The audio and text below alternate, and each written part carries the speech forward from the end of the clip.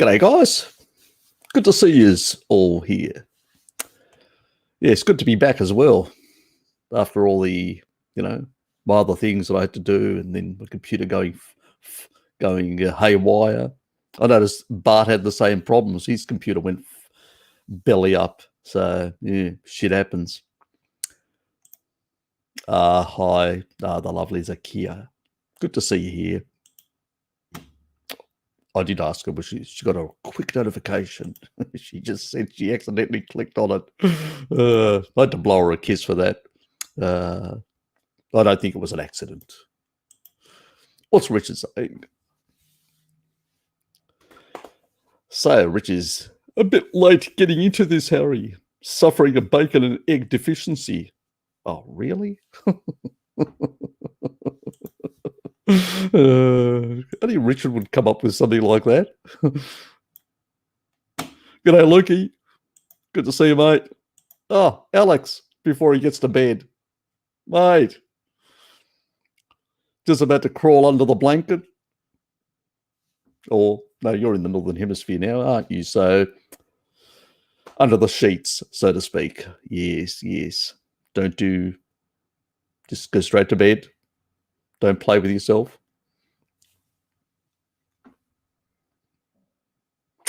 And thanks for dropping by. I will see you in the other stream, the Eurasian one.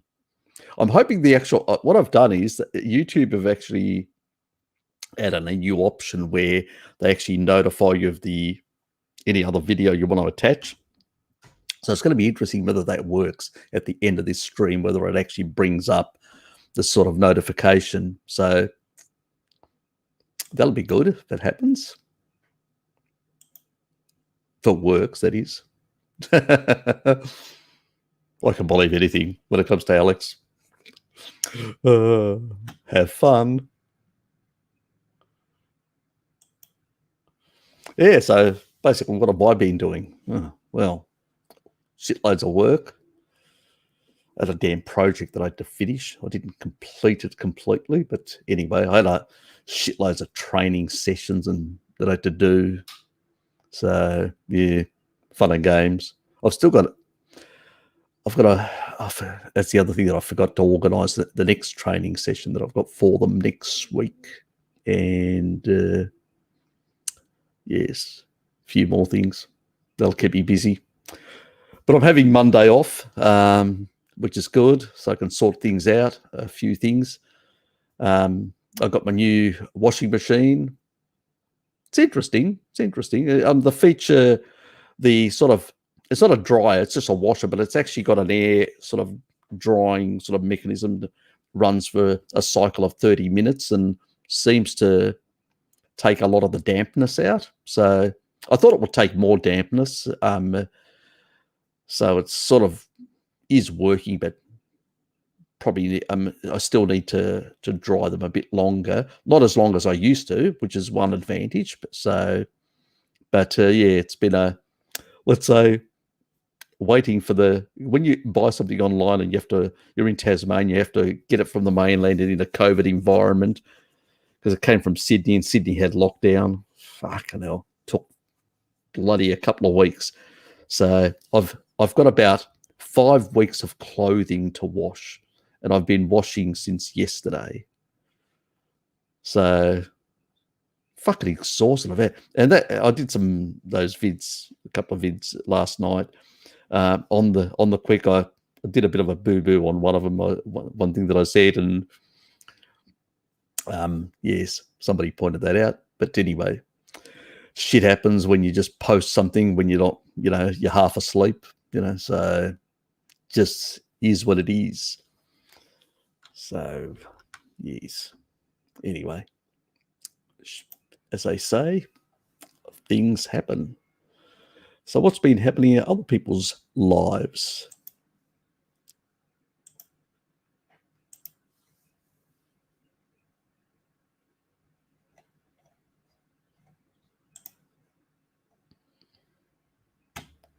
I'm surprised. Same smug isn't here to remind me about that comment. Had to do with vitamin D, the active form and the non-active form. I was sort of the way I sort of said it in a way that as if she got the active form mirror. No, she got the stored form, and then the body will convert it. She's got healthy kidneys, so she's fine. Yes. I do think there is a brand, but that's for special medical situations when people have certain renal failure and stuff like that, and they have a version. I think there's a certain liposomal type as well. So that's a completely different kettle of fish.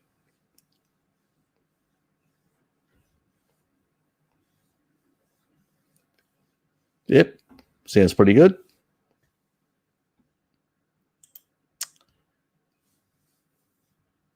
Not a problem. Do whatever you need to do. G'day, Sonia. Good to see you. Dilla, mate. Always a pleasure.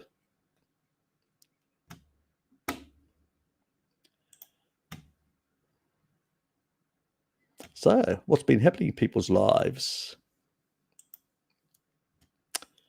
BTW Harry, someone was whining about your repeat video on repeat forum. Ah, good. Maybe they'll learn something if they visit and check it out. But I doubt it. I doubt that they'll learn any bloody thing. They're so caught up in this calories in, calories out doctrine. This sort of, they've probably the repeat people are slightly a bit more intelligent. They do understand a bit about the endocrine system, but they tend to use a very reductionist way of actually viewing it, and so that's where they get into trouble in that regard. But yeah, they're still very much aficionados of the calories in, calories out. But the problem is they don't understand it's an energy system and it's hormonally controlled and driven, and there is, as Bart points out, it's an open system, and it's got a lot of variables and a lot of complicated elements into playing. So people come up with all sorts of nonsense, but that's how the body works. I mean, even in a very low fat and very high carbohydrate state, you also get some of these mechanisms actually into playing, like uncoupling of mitochondria. So, which you waste away energy as heat. You don't get that on a mixed diet. So, when you're not activating the Randall cycle, a whole lot of other physiological processes do take place. And so it is different. But these people are so fixated on the concept of mixed macros and trying to manage it. Can you imagine our ancestors trying to manage this sort of stuff? It's just nonsense, absolutely nonsense. The problem is most of our ancestors struggled to get enough calories. They really struggled. It's the reason why we went into agriculture and many other things, because we just couldn't get enough energy in the environment. So these are the real factors that are at play. Our brains shrunk by 10%. We see that difference between Cro-Magnon man, early Homo sapiens and Homo sapiens sapiens, which is the current, what we call the final modern, that's got a 10% shrinkage. So it's, losing the mega beasts, losing a lot of very fatty animals was definitely a detriment to us. The current animals are in the wild that we hunted, are no different than really a lot of the animals that we basically eat nowadays. So, in that regard. So but we did have a period, a couple of decades back, where our animals were much fattier. So what did we do? We decided to basically stuff it all up, and that's what we've done in recent times. It's interesting. That was somebody was whining about it. Yeah, I've struggled to try and actually have an argument with them or whatever. They just pretty much ignore me. But that's, you know, I've been on some of theirs and had chats, but or tried to. I've even brought Bart on one of them, but didn't work. They didn't want to actually have a conversation with either him or me. So it's just the way it is. They just want to run their little reductionist game plan. Yes. Some, unfortunately, like Salad Boy and the Carnivore Diet, have become victims of that because, I don't know, maybe they just don't have a good understanding of the science or the Randall cycle. I suspect it's a Randall cycle. From what I've actually understood from my own experience is the majority of carnivores that tend to basically become or prey to these sort of charlatans is people that really don't understand the Randall cycle. That's what I really find. Even when they're discussing, they'll use all these other, you find low carb communities or paleo communities, they'll use all these other arguments and discuss all these other matters about the mix of the macros, or if you've got more protein or this or that or whatever. They're not looking at the hormonal system and how that's interacting with cell signaling of energy homeostasis and energy flux. They're not looking at that. They just sort of focus in a very reductionist way on all these ways that a number of things are moved through the body or interact, but they don't see this complex interplay. And I think that's the problem. There is this disconnect between physiology and nutrients. And because there's that disconnect between the two in their mind, they have this inability to sort of grasp and understand what hormonally, how this energy flux, these nutrients, how they're interacting with the physiology, where Bart has a very deep understanding of both these things. And through him and through my own research, I've also acquired that deeper understanding of these mechanisms, and even understood it at a level of the mitochondrial function as well, when it comes to deuterium, how that can affect the Randall cycle in a much deeper way. A lot of these people are just anybody can basically just read a book and parrot anything, because that's what they do. But unfortunately, that just gets you into crack pottery, and that's what they suffer. Lukey's put something up for me. I'll just share it quickly.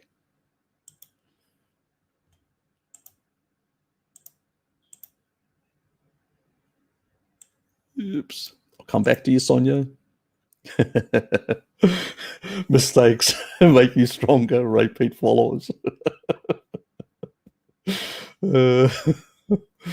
Yes. Have you? Yes. Very funny, mate. You should see actually Ray Pete. He's a real. He doesn't even make any appearances anymore. He's so, he's in a real bad state. So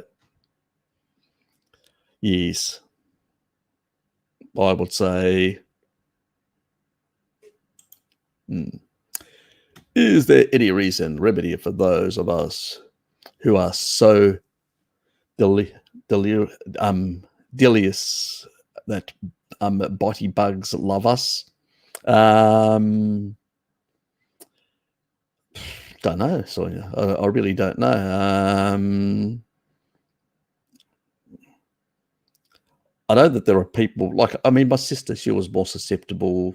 There is genes that actually make you more susceptible to certain things, to the compounds in different insects.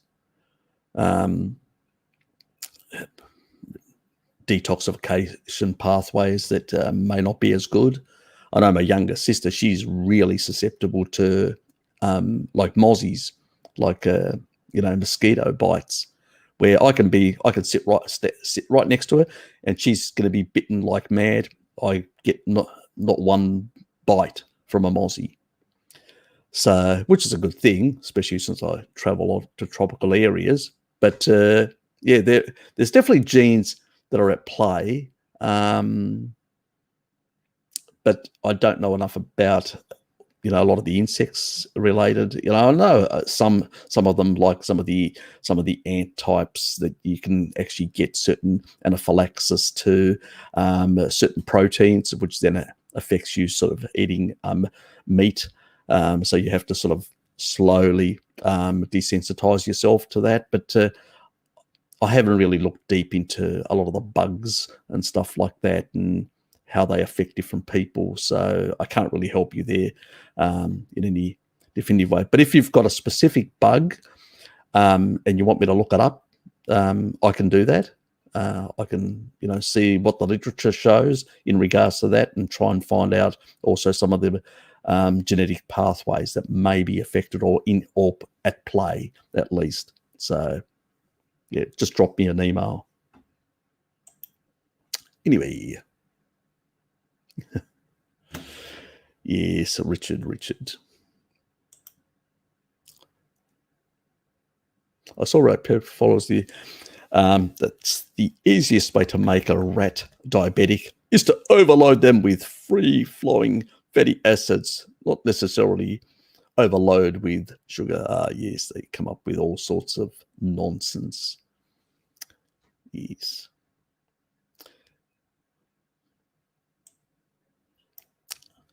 As if humans are intravenously putting some stuff in when they're actually having a diet, or they're in insulin resistance, or a deranged state, and then making something even more deranged doesn't prove anything. Just proves that you're overloading. So it's just ridiculous. Yes. Always enjoyable. So Dylan enjoyed that. Joe, good to see you, mate.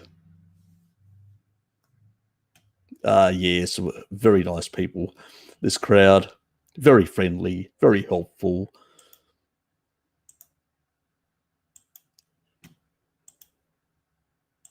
Oops.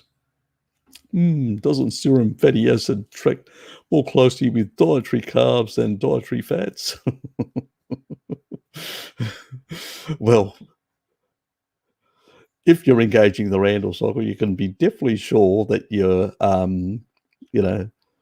triglycerides are going to be going up on a carbohydrate diet. So, yes. In particular, if you are engaging the Randall cycle, which is what most people do on a mixed diet. So,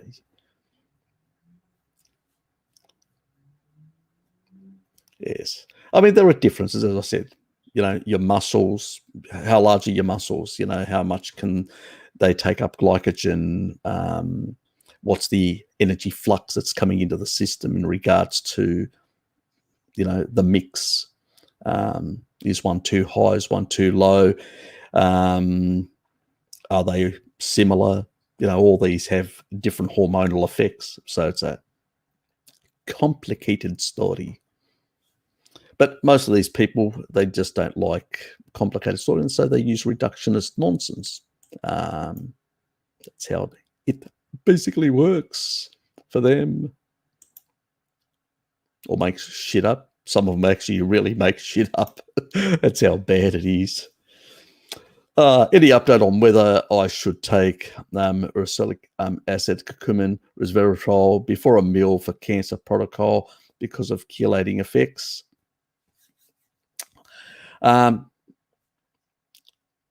Drop me a line, because I know you've got certain. Drop me and actually tell me exactly where you're at what stage and stuff like that, and what's happening. Yeah, I wouldn't bother with resveratrol. Pretty much. And I hope you're actually on the senolytics, that you're doing the Pfizetin. But drop me a line and tell me exactly where you are, what your blood, some of your blood markers and stuff like that. So,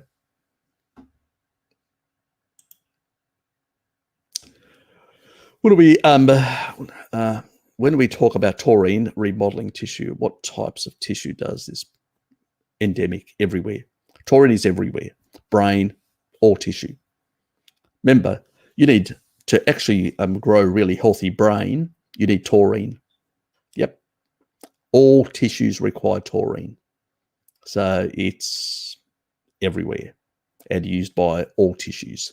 So it does a lot of things. And it actually even acts as an antioxidant. You know, it does so many functions. I've discussed it before. I'm not going to go over the same old ground again. There's another recent thing that I've also wanted to talk about, but I haven't got around doing it. That's on the protein side and protein intake and stuff like that. So I'll leave that for another day. That's for a video next month. So I won't say too much about it. But yes, that will actually demystify another issue with high protein intake. So anyway, and some of the utilization. G'day,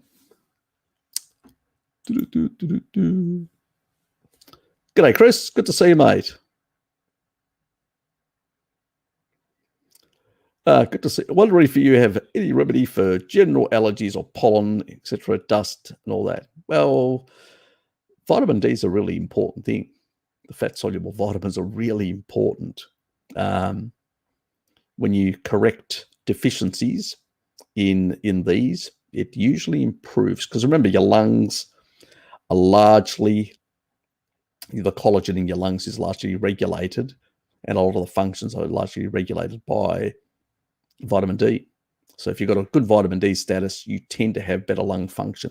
Obviously, there are other elements as well. When it has to do with gas exchanges, you've got the lung surfactant. That is choline and palmitate. Your best sources of that, eggs. I hope you're eating some eggs, Chris. So if you combine eggs, meat, and the sun, or in the winter, since you're in Australia like me, and we're under all these COVID restrictions and whatever else, supplement. So that will help. Look, ancestrally, we did not see these when people were on an ancestral diet and all that. But remember, we've also got a lot of derangements and collagen derangements in the lungs and all sorts of tissue. And it can take quite a few years, up to 7 years, to turn over a lot of that tissue and clear it out and repair it. So it's not there's no quick fix, basically, is what I'm saying. You've got to be on a species-appropriate diet, and your body knows what to do and slowly will repair and replace that tissue with healthier tissue. Senolytics, fisetin actually help. An ancestral person would have not required so many senolytics. Why? Because they haven't been doing shit, a sad diet for decades like we have, and causing a lot of damage and a lot of senescence. So, could you have a lot of lung senescence? Potentially, without any test, you can't, all of us just speculate. But generally speaking, if you get on a species-appropriate diet, basically what I usually say, sun, salt, and meat. I know it's corny, but, SSM, sun, salt, and meat. God, it sounds like something. Anyway, let's get our head out of the gutter and move on. But you know what I mean. Yes, that all helps. I hear ticks linked to Lyme disease and will cause you to be allergic to meat. Have you heard of that? Yes, that's the thing that I was talking about earlier. So there is an issue in basically there's a tick variety in New South Wales, which is where Sydney is, where the capital of New South Wales is Sydney in Australia, where the north east sort of coastline there is a certain tick that tends to cause this problem, and there tends to be more Lyme disease in that region as well. So I basically wouldn't live there, or basically I would actually maintain good vitamin D status, because good vitamin D status is going to protect your immune. It's actually going to regulate your immune system to prevent it from overreacting. I think a lot of these issues, because populations, I look at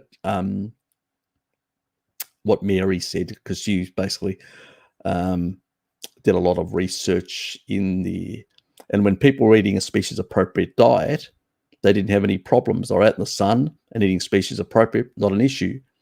But when the kids started eating a lot of seed oils and, in the schools there and eating inappropriate foods and, they're having their diet bastardized in many regards, they became less robust to a number of pathogens in their environment. So they became susceptible to them. So indoors all day, so they're not out in the sun because they're in schools. They're not, and the dark-skinned, you need many hours out in the sun to basically get sufficient vitamin D. So the vitamin D status of these kids comes down.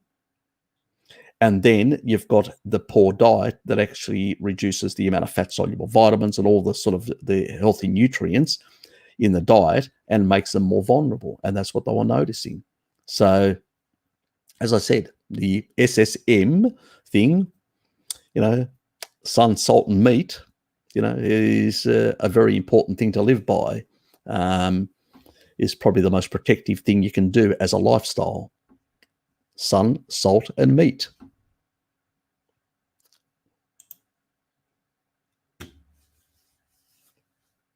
You're welcome. Good. I've done this month's. I'll be doing in August again, then September, and then I won't be doing anything in October, November, December, and then I'll be back on it in January. So I've got one more in there, and I need to order one more for September. So I haven't got around doing that. So yeah, I'm sort of new to this as well, when it comes to Synalytics. I went down the rabbit hole of all the NR, NMN.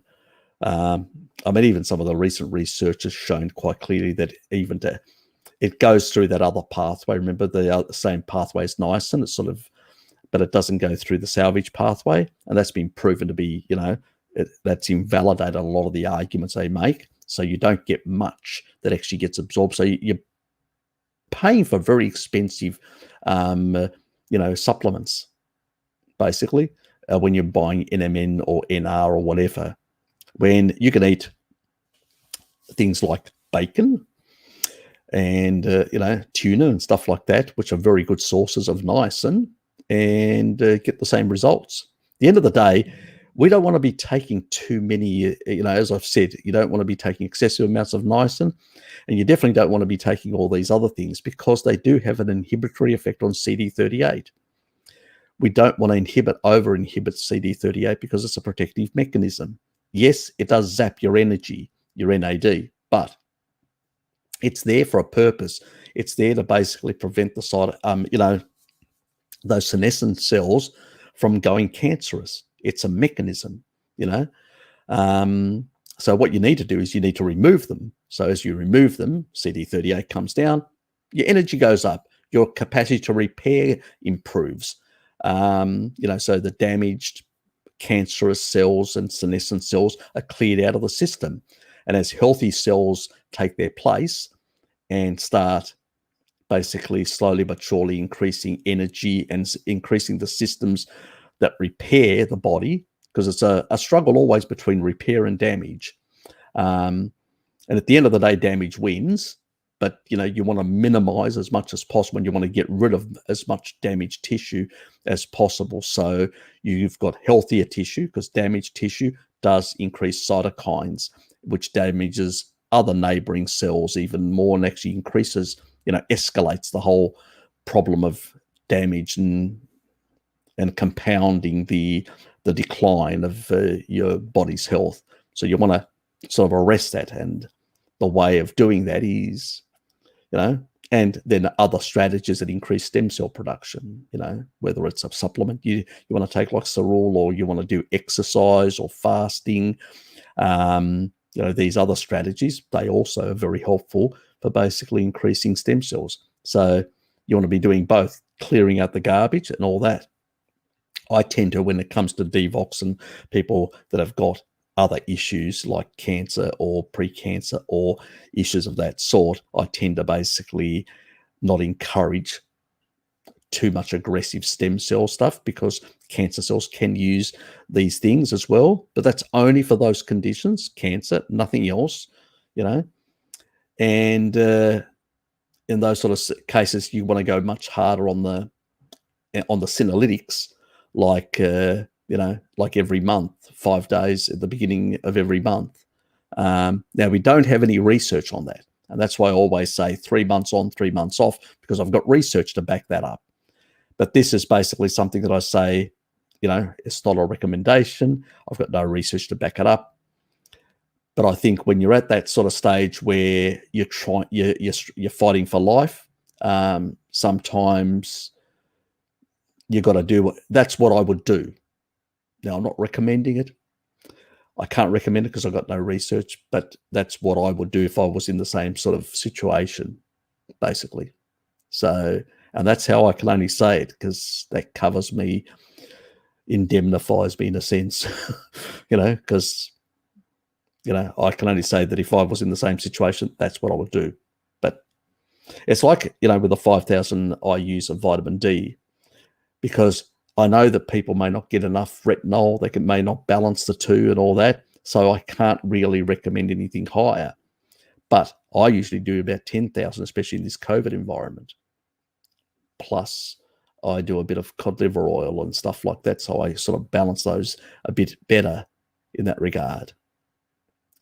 I tell you what I do, whether you want to do the same thing, that's up to you. I leave it up to you. I leave it up to people, so I don't try and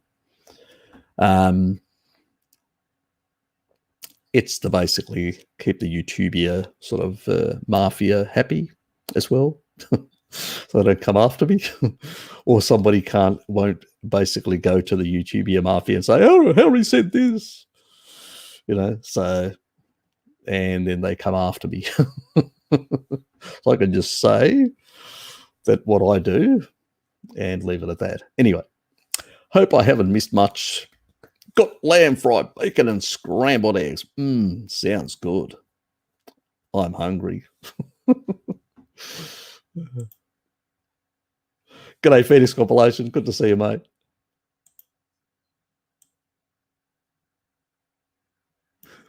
Oh, yeah. I knew Lukey would dive into the gutter.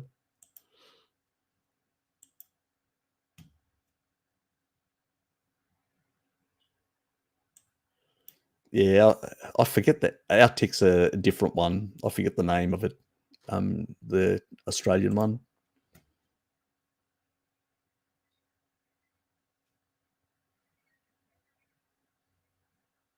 Maybe.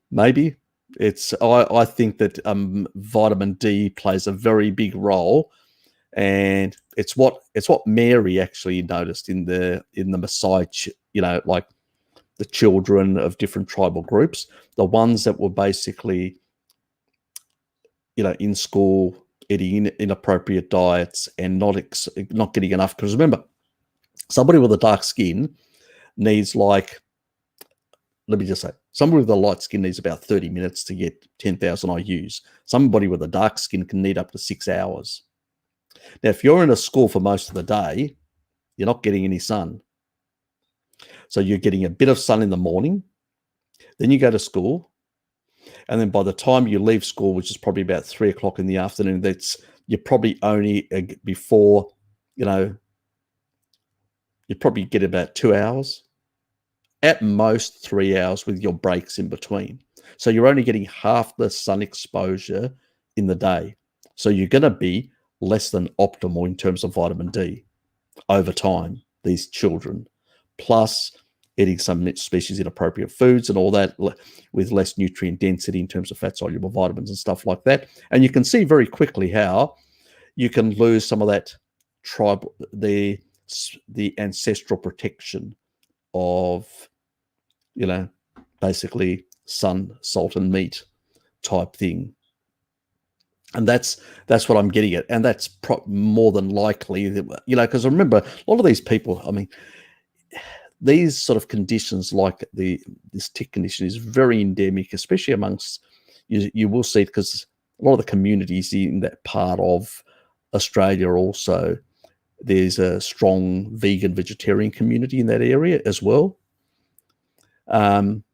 So, we're talking about areas around Byron Bay and further areas around that, where you tend to have more of these alternative lifestyle people that eat less species appropriate foods, tend to also follow the rules of, avoiding the sun, slapping on a whole lot of cream to avoid being sunburnt and all that, rather than actually giving up the seed oils, that would actually minimize their risk of sunburn. But anyway, that's another thing altogether. And I would suspect that makes them far more vulnerable. So I wouldn't be surprised that, with good vitamin D status, this isn't an issue. We've been living in environments, and tribal people with an ancestral diet and good sun level exposures don't seem to have these issues. That's what Mary noticed when she was in Africa. And populations that were further removed from that ancestral lifestyle had more problems. So it doesn't surprise me at all, Dylan. Not at all. Have you heard that certain inflammatory amino acids from repeat advocates? I think that's why they promote glycine. Oh, yeah. Well, I've sort of covered that. Remember, when it comes to the video that I actually did about, Dr. Greger and the methionine myth and stuff like that? How, the body itself, the more methionine you put in, the more glycine, cysteine, it'll actually, and a lot of these other amino acids can actually produce. When you've got a bigger pool of amino acids from a carnivore diet, your body actually can, it's got more resources to build more enzymes and can do more conversions. So we don't see that. We don't see that as well. Remember the video that I did about the kidneys? Is kidney disease a problem? Remember the rats? When the dinosaurs were wiped out, the rats, a rat type species was left. So the earliest mammal is basically a rat or a mice, similar related, which all the other mammals are derived from. So, if that can withstand massive amounts of protein, like 70% of what it takes in as food comes from protein, that's a lot. So what's that equivalent? So for, I calculated it once, because a mate of mine asked me to calculate, what would it be for a 70 kilo person, human, or 154 pound human? So 154 pound, 70 kilo. That would be the equivalent of 350 grams of protein. Okay, that's protein. We're not talking about meat. Meat has 25 grams of protein. That's 250 grams of protein. And there were no problems. Your kidneys just grow larger. When we look at kidney disease, what have we noticed? People that basically have smaller kidneys, kidney atrophy.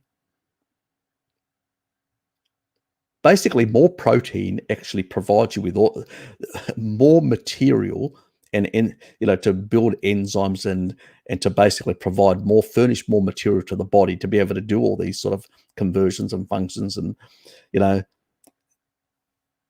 and regulations within the body. So these are non-bloody issues. If the species that is closer to the original species that all mammals evolved can handle something as high as that, and that would be equivalent, let's say meat for a 70 kilo person, that would be 5 grams of protein per kilo body weight. 5 grams. Or per pound, it would be 2.3 grams. Okay, so we're talking about here is something like, well over 9 pounds of meat.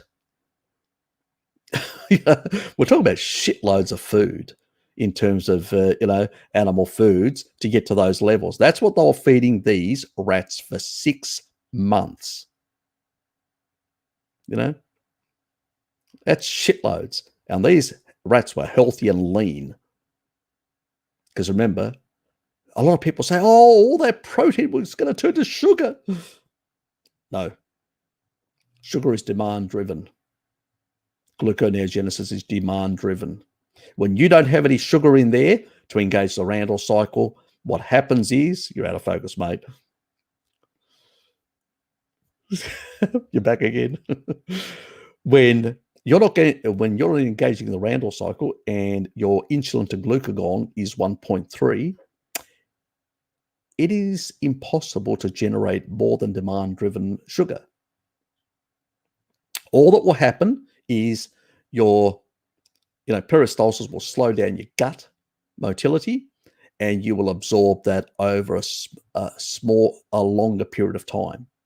And that's what happens. So, it's absolute nonsense. It doesn't turn into sugar. Yes, some of it may in terms of, but it's a very expensive process. It requires a lot of, enzymatic work to be able to do that. And the body's not that stupid. It will do for part of it. Obviously, if it's very lean, doesn't have enough sort of fat, then it will basically convert part of that for energy. But that's in a very different state of affairs. These animals were still getting about 30% in terms of fat and 70% in terms of the protein content. So they were still getting sufficient energy, but they had to stop it at about 6 months because they got to the stage where they saw the chemistry of the animal, which meant that it actually had run out of fat stores. So at some point, you will run out of fat stores if you're doing that, and then you need to up your fat. You need or carbs or whatever. You need an energy. Once you actually really deplete your fat stores. Your fat stores are there to basically provide you energy. So when you're not eating, the fat stores are there to activate hormone-sensitive lipase, provide you the energy. When you're eating, you're storing. You're either catabolic or anabolic. The difference is those on a carb fix are basically constantly in the trough. People like us don't have to be, But what I'm saying is that, when it comes to protein, you can really go high and there is absolute no toxicity whatsoever. The body has really good mechanisms, as Bart has pointed out in his recent video again, really good mechanisms to basically buffer all that stuff. It's the way the body works. It's simple. It can basically move around these things. 70% of your, even when it comes to gout and stuff like that, uric acid, and 70% of your ATP in your kidneys is actually involved in moving a lot of this stuff around, sort of the acid buffering, the getting uric acid out, getting ketones out, excreting them in excess of, doing all this sort of stuff. That's where most of the energy, only 30% is used to actually, the general functioning, the normal functioning of the kidneys. 70%, the majority of the energy is being used to basically do all these regulatory things and move things around and buffer things and whatever. That's what the body's design, the kidneys are designed to do. And if you increase the protein intake, all that happens is your kidneys get larger, which is actually a good thing. It means, these rats, their kidneys got larger and their body's really healthy and really lean inside. And these were healthy kidneys. Because when you give enough furnishing material, it's like, for instance, the stuff that I did on the Gregor stuff, the more methionine-rich foods, the lower the homocysteine. Remember that? So when you furnish enough material in terms of protein, enough amino acids, the pool of amino acids that can actually transcript a whole lot of proteins, can actually do a lot of work in the body. But if you give the body just energy and very little protein, how's it going to transcript enzymes? How is it going to build machinery to do work? Exactly. And this is why people, their body degrades much quicker on low protein diets. Low protein diet is what basically eventually breaks down a lot of your tissue, turns you into somebody who's osteoporotic and sarcopenic. That's the ultimate end game for people with this aversion to protein. Our ancestors, they went out of their way to maximize the amount of protein they can get. I mean, the Samburu people, the Sand people of the Kalahari, do about 3.92 on average grams per kilo of body weight. It's pretty high compared to most other people around the world. So that should be, it's not as high as these rats that were doing a 5, grams, but still our bodies can tolerate quite a bit. It's actually really hard to get enough protein sometimes. It's really hard to get enough protein, because even 100 grams of meat, you got 25. Even in one egg, 100 grams of eggs, you've got 2.6. Oh, sorry, 12.6. It's still, quite low. You have to eat a lot of eggs. You have to eat a lot of meat to basically get sufficient protein. This is why a lot of people have so many issues, because they fear protein. And it's the reason why a lot of our populations sort of shrunk in size compared to our ancestors. Again, not enough protein. So the body, what it does is, it basically, you get this on islands, like in the Pacific. In some islands, you get people that are very short. And the reason for that is very little protein in the environment. So the bodies actually shrink. They become, into more there was actually, what was that? A Forenza or whatever. I remember. Do you remember the island in Indonesia where they actually found those really short, like hobbit type people? Oh yes. No, I don't remember the actual island. Yeah. So this is what happens when you don't have enough protein. It's so important, and yes, and basically to build good, healthy brains and tissue and all that, you need it. It's very important. And so, these people are just, I don't know, they're just weird. They are really off the show. They find studies, and if you look at the macros, there's a whole lot of other inflammatory sugars and inflammatory substances in there. And then they don't point the finger at that shit. They point the finger at the meat. These are highly confounded studies and research. They're not basically clean studies or research. I mean, even fucking, what is his name? Christopher Gartner, that veg-tarded out of Stanford University academic. Even he basically did the Atkins diet on, the traditional Atkins diet, which is, all you can eat buffet of meat and stuff like that. And he demonstrated in his own study, lower inflammation, lower, things like C-reactive protein and things like that. And people, not only because it was a weight loss study, but they actually did take blood samples from these people and then looked at that data later. He discussed that in that video of his. And, it'll be part of the myths and legends. I haven't started them because I've had computer issues. I was supposed to start this bloody month to do those videos. So I'm going to try and get a few done on Monday. So, because I'm so far fucking behind, and try and get some of these myths and legends of the Vagoon diet out for you guys to start using. And it'll include some of this sort of stuff as well. Yes.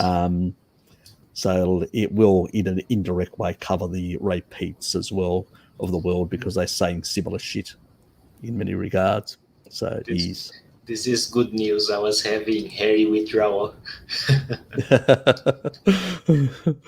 I got the message from a few people. Even some people sent me emails.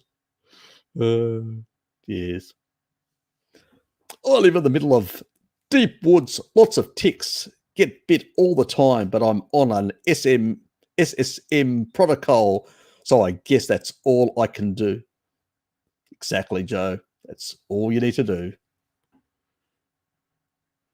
Because that's what basically our ancestors that we came out of Africa, they basically exactly lived like that in an ancestral way and had no issues. It's only when they now recently, some of their children have shifted away from that some of their children are starting to have problems with dealing with certain pathogens. Yes, very much so.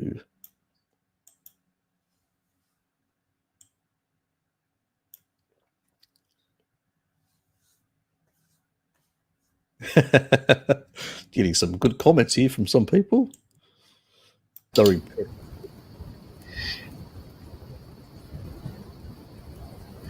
Yeah. Actually, my next door neighbor, Ling, she's become a bit more carnivorous.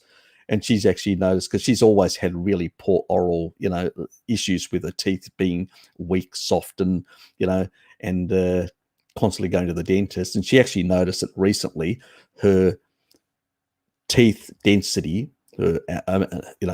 has improved, and her teeth enamel and all that, it looks much better and healthier. And she feels that her teeth are stronger than what they used to be. And she's sort of upped her protein, and I've sort of encouraged it and go, "You're not eating enough." Well, I pick on her, and she basically has upped her protein, and she's seen really good results.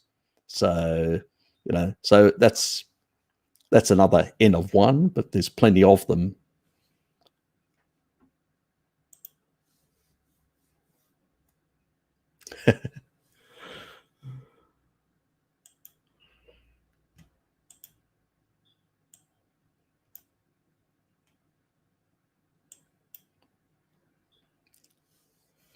Yes, he's been blue blocked.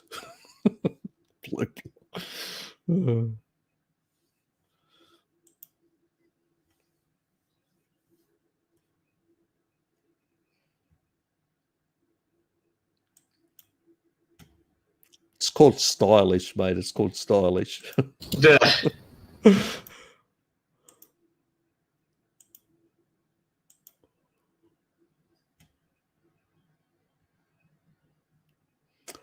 Yep, it's a crazy world out there. Definitely a crazy world. G'day, mate. Good to see you. Yes, it's definitely, yes. Isn't it, Wes? Bloody crazy world.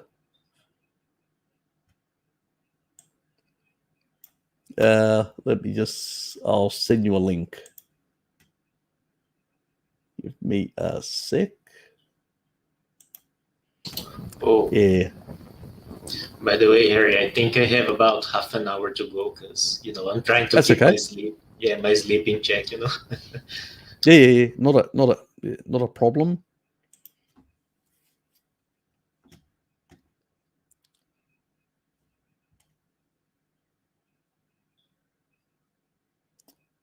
And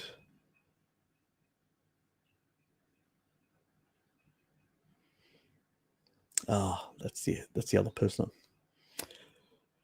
Yes, just remembered I need to contact the other person. Sky, she contacted me and I forgot to get back to her. Damn. Just remembered. Oh well, shit happens.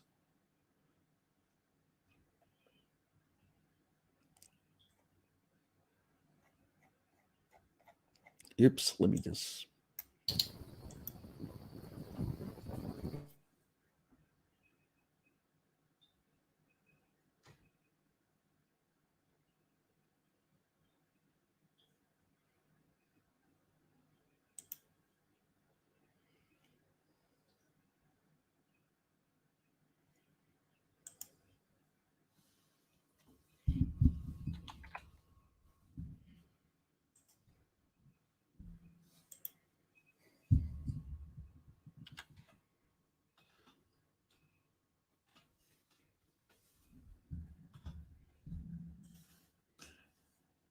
You did it. Oh, good. I was just about to email him. Did you do it, Lukey? Did you? Yes, I did it. Anyway, thanks, mate. Okay, how's it going, mate? Yo, Wes. So. I'm making a tincture at the moment. I'm going to start doing the hot water extract for part of it pretty soon. Okay. One of those. That, and I'm going to get myself some fish out.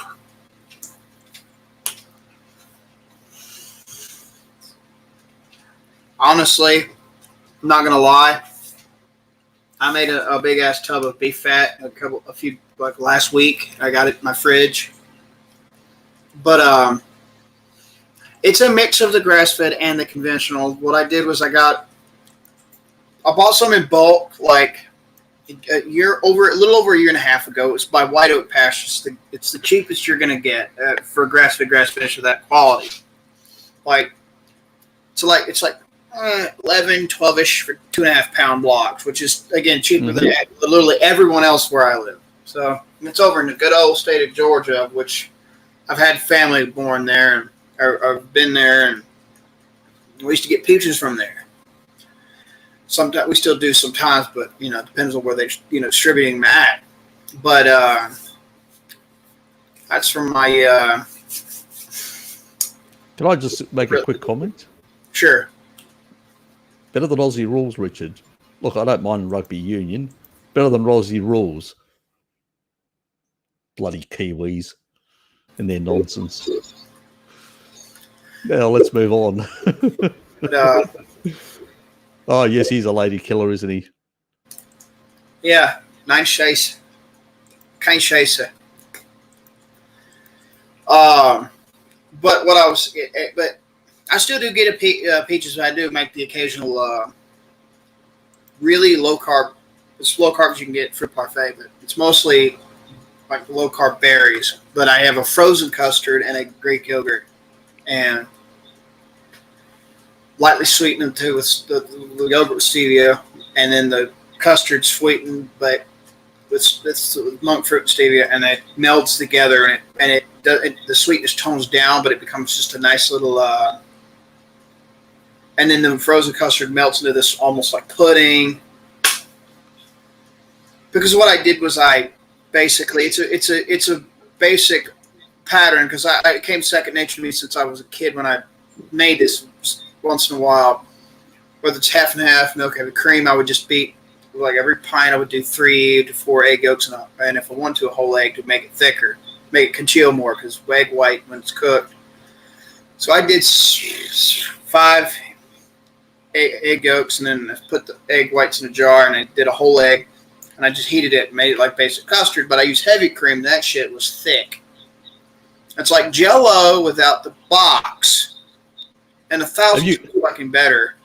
Have you got a video of that on your channel? Actually, all I have to record with for the moment is this damn. Panther, how did you do that to yourself? I was patting him, and I felt the scab come off his neck. He just clawed himself. Goofball. Sorry. But I have to get a tablet that I used to record my older recipe videos on fixed. All I got is this thing, and I got a very crowded Google Drive with like science documents and shit, and controversial documents most don't know about, in my research on Tesla and whatnot. That getting past the like cult built around it, but still acknowledging what he's come up with.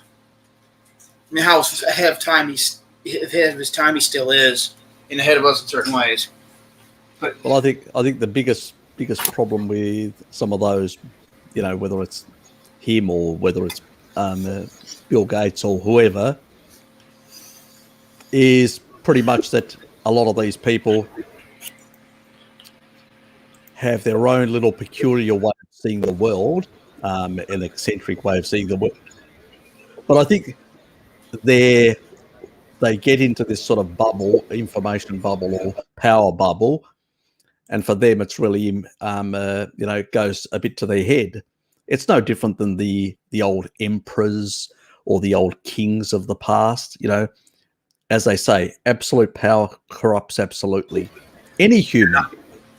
I've felt it myself when I was actually president of the Greek community, And, you know, that extra power does make you feel way, you know, what you feel, you know, I'm better than others.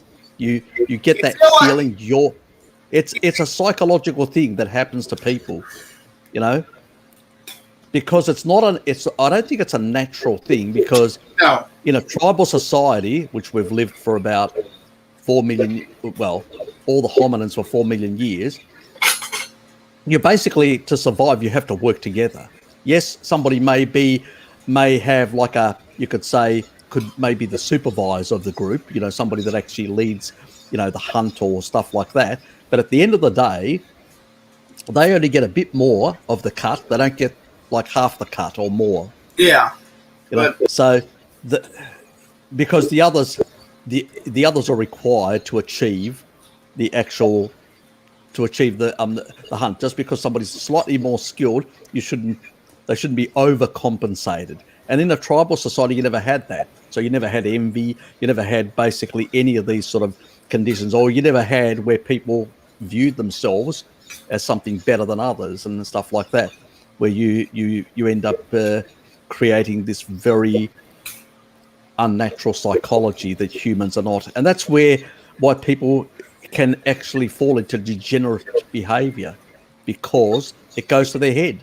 You know, they think they're like God on earth, you know, and some of them even proclaimed themselves as basically, you know, emperor gods or emperor kings, you know. Yeah. And look, very recently, the Japanese emperor king was an emperor god, you know, up until very recently. Same thing in Siam, or Thailand as it's called.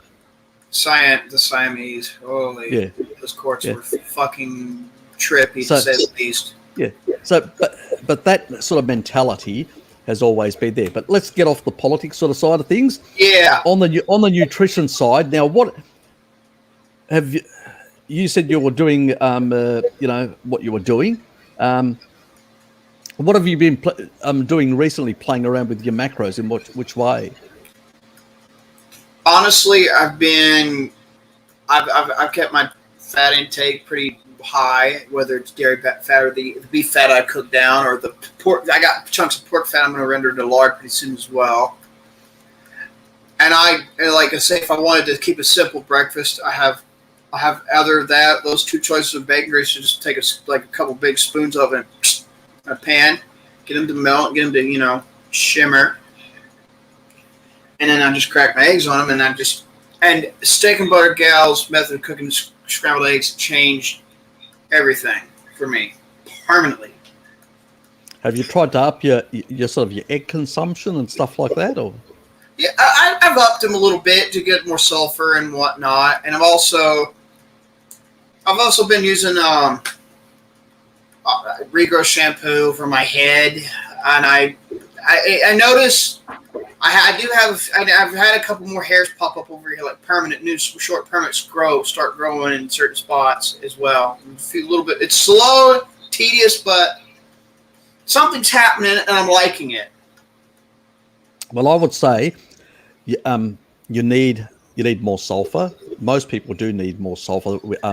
Yeah. Most of us coming into the carnivore diet have been for decades sulfur depleted, with very low sulfur status, and it's the reason why we have high blood pressure, stiffness, why we have a lot of issues with our body in general, is because of the low sulfur content. Let alone, a lot of us did plants. You did, I did, Lukey, and many others for a long period of time. So we're not like the Maasai or like some of these populations. We have not gone from birth to death in that way. We've basically done decades and decades of shit, let's be honest. Straight up shitty. Exactly. And if you take a look at that video that I did showing the oxalates in bones, you know, all of us have got actually derangements in basically our bone structures. We've never gone in and done a proper scan to know exactly what our bone structures are like. But I bet anyone that goes in and actually does a proper scan to look for oxalates, they will find a lot of crystals in their bone structure, which basically means that the actual protein matrix is compromised. This is why we're more susceptible to fractures, breaks, and all sorts of things, because of a lot of these, we've got a lot of problems in our bone structure. And it takes a number of years. It can take a couple of decades to basically, with cell turnover and slowly getting rid of some of this shit. And this is the reason why I use this is why I use lemon juice on my, not that I need it, but I use it because basically it's an easy way. I do like lemon juice, but it's also an easy way of getting some citric acid in there that I know slowly is basically dissolving some of the, as I turn over cells and release some oxalate, I can at least try to get rid of it over time. It does take time. And, I may actually get to a very old age and die and still have quite a bit still in my bones.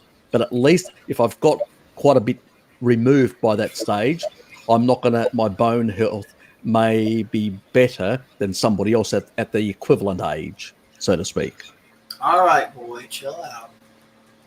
If you know what I'm getting at. Yeah. It's, I think, I know Bart, he does citric acid. He actually just buys actual citric acid as a powder and uses that occasionally. I did it for a while, but I just find lemons are much easier. I think that and they're also more economical as well. Like they're cheap, and they're pretty good. But what I was going to say was, I think Bart did it after he drank coffee. Right after he would do coffee, he'd drink oxalate water. If I remember, it was one of the streams he said it. I was also going to mention oxalates might be involved in these too. I imagine. Yep. See, another thing too. Teeth, bones, all these, basically.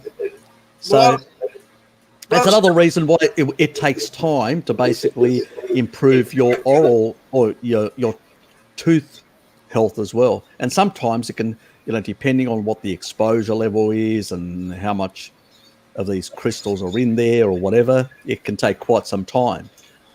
On top of that, people have fillings. So some of that can be bound and make it very hard for that bone structure to actually remodel itself. That, and then the last thing to mention is too, if the pulp's been exposed and has been basically shot to shit, that tooth's probably just dead. I'm pretty sure. If it's possible. It's, if there's a point of no return anyway. Look, I think there is for some people that get really severely damaged, and you see that they've got such crystallization, such damage in the structure that really the bone can't build properly. They literally at some point need to go in for surgery and have metal parts put into them to try and hold it all together because it's that bad. It's unfortunate we've ventured so far away from a species appropriate diet and caused so much derangement and damage. I mean, Lukey's pretty much, I'm in my mid-50s and Lukey's in his 20s and basically he's a young whippersnapper and basically he got in off his, inappropriate diet onto a species appropriate diet at a young enough age, so he going forward will be in much better nick. So when you get to my age, you'll be in way better condition than what I am today. As I said, I'm not 100%. If I was to take myself and put myself head to head with a Maasai 55-year-old, I would lose. I think we all would. I think the vast majority of us fucking lose. Yeah. You walk out of the door and you actually look at most of the people walking around, and they're struggling to move around, struggling to get off their asses, struggling, you see even young people with walking sticks. I mean, you don't see middle-aged people or even old people in these communities in Africa with walking sticks, but you do see people with walking sticks and they're in their 20s. It's crazy stuff. Not only that, but you see, as crude as I'm going to sound, like you see You see kids that are so big, they're like little people, but with titty knees. They're so massive. And that's pretty tragic. It is very tragic. And a lot of these kids are in families that don't have sufficient knowledge. They listen to their doctors who are telling them crap because they're following the guidelines. And they're in food deserts, which basically means they've got limited access to certain types of foods as well. Yes. So it's really damn hard. And I understand people like, Sean, when he actually says, like myself, I mean, I eat good quality food, but a number of these people don't have a middle-class lifestyle like me or Sean, as a professional career person, and can afford, high-quality meat and foods like that. And the reality is some of these people are in food deserts. So what are they going to do? He still eats a mix of grass-fed, grass-fed, sustainable, and conventional. He still eats a combo. Yeah, and I know. Yeah, I do too. Like that. Like I said, excuse me. But like I said, over a year and a half ago, I got that White Oak Pastures. But I saved a good while, right, before I went and got it, and it's like you're gonna spend about $115. What the fuck are you doing up there? Actually, Dylan, it isn't. Endogenous oxalate production isn't a problem. It's basically when you'll only get severe oxalate sort of production in your body when you get a derangement of your body. It doesn't basically happen in that regard. So majority of us basically have got a lot of oxalates due to what we eat or what we did eat in the past. So we consumed far too much in terms of basically oxalate foods, rich foods like I did with a lot of spinach. And almonds, spinach, what else did I consume? Yeah, so potatoes. And there was plenty of oxalate-rich foods that I consumed in large amounts throughout large parts of my life. Right. And so I would say I would have quite a bit, because I remember cases where I had a bit of dumping sessions and I was getting foamy urine. That's how bad it was. So, exactly. Now, this is what I wanted to get into as well, a little bit of. I don't think Maasai had. I just want to say one thing. I don't think you see that with Maasai. Or you didn't see that with the Maasai. Exactly. You don't see that with the Okinawans. You didn't see it with the Icarians. You don't see it with the Inuit. Sardinians. You don't see it with the Inuits and the other tribes. Or my ancestors, the Choctaw and the Cherokee and other, whether the derivative tribes are domestic in my area, or you didn't see. Well, you don't see it with any group. That's right. Any of those, and it's all because they stuck with what we were engineered for. Well, so it's the refined sugars and oils that really set us on this destructive path in terms of the types of foods that deranged our system and made us more susceptible to this stuff. And then a lot of us, when we tried to go healthy, we added even higher concentrations on a keto or paleo diet, which I usually call, when we exceeded the 50 milligrams type per day of oxalate, and we started consuming shitloads more in terms of spinach, rhubarb, and all these other sort of our keto treats with a whole lot of almond flour and stuff like that. So we've all done this sort of shit, and we took oxalates to the next level compared to even a sad dieter. Even a sad dieter doesn't ingest that quantity. The main issue for oxalate toxicity you only find amongst the people in the low carb community that eat a lot of these green leafy vegetables and the plant-based people. Those two communities are the ones that have got the highest level of oxalate toxicity. Yeah, and I think my blessing was that I basically went from. Just give me a sec. Go ahead. Yeah, see you later, Richard. Enjoy your sleep. Stay well, Richard. Take care. Yeah. I was saying I basically went from Whole Foods Brazilian dieter to carnivore. So I didn't try anything before switching. I never had my paleo phase, my standard keto phase. I heard about those things, but I never had the ability to change. And but there's something funny actually. I noticed recently that Sally Kay Norton was talking about that sometimes she gets a swollen eyelid when she has oxalate dumping. And I looked back, I've had that happen to me a few times over the years. And I think, I can't be sure because I don't really remember what I was eating back then, but I think it tracks with a few moments when my mom was trying to get me to eat more greens because I never ate many of those.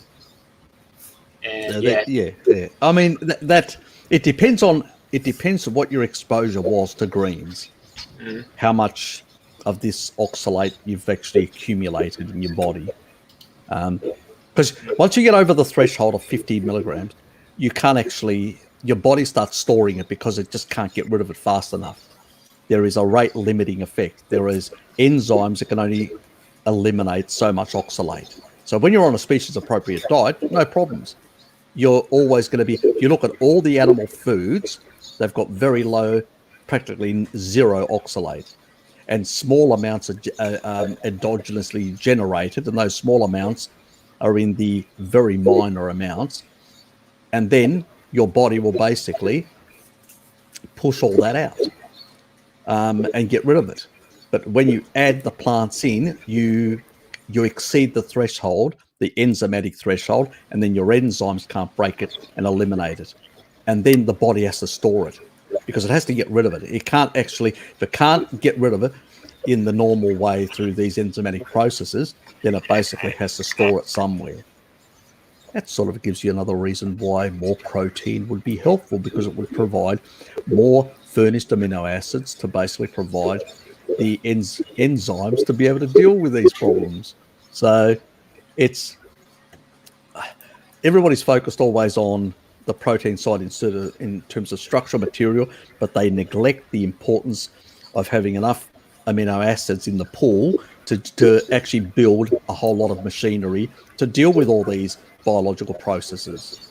You know, what do they think? They happen magically on their own?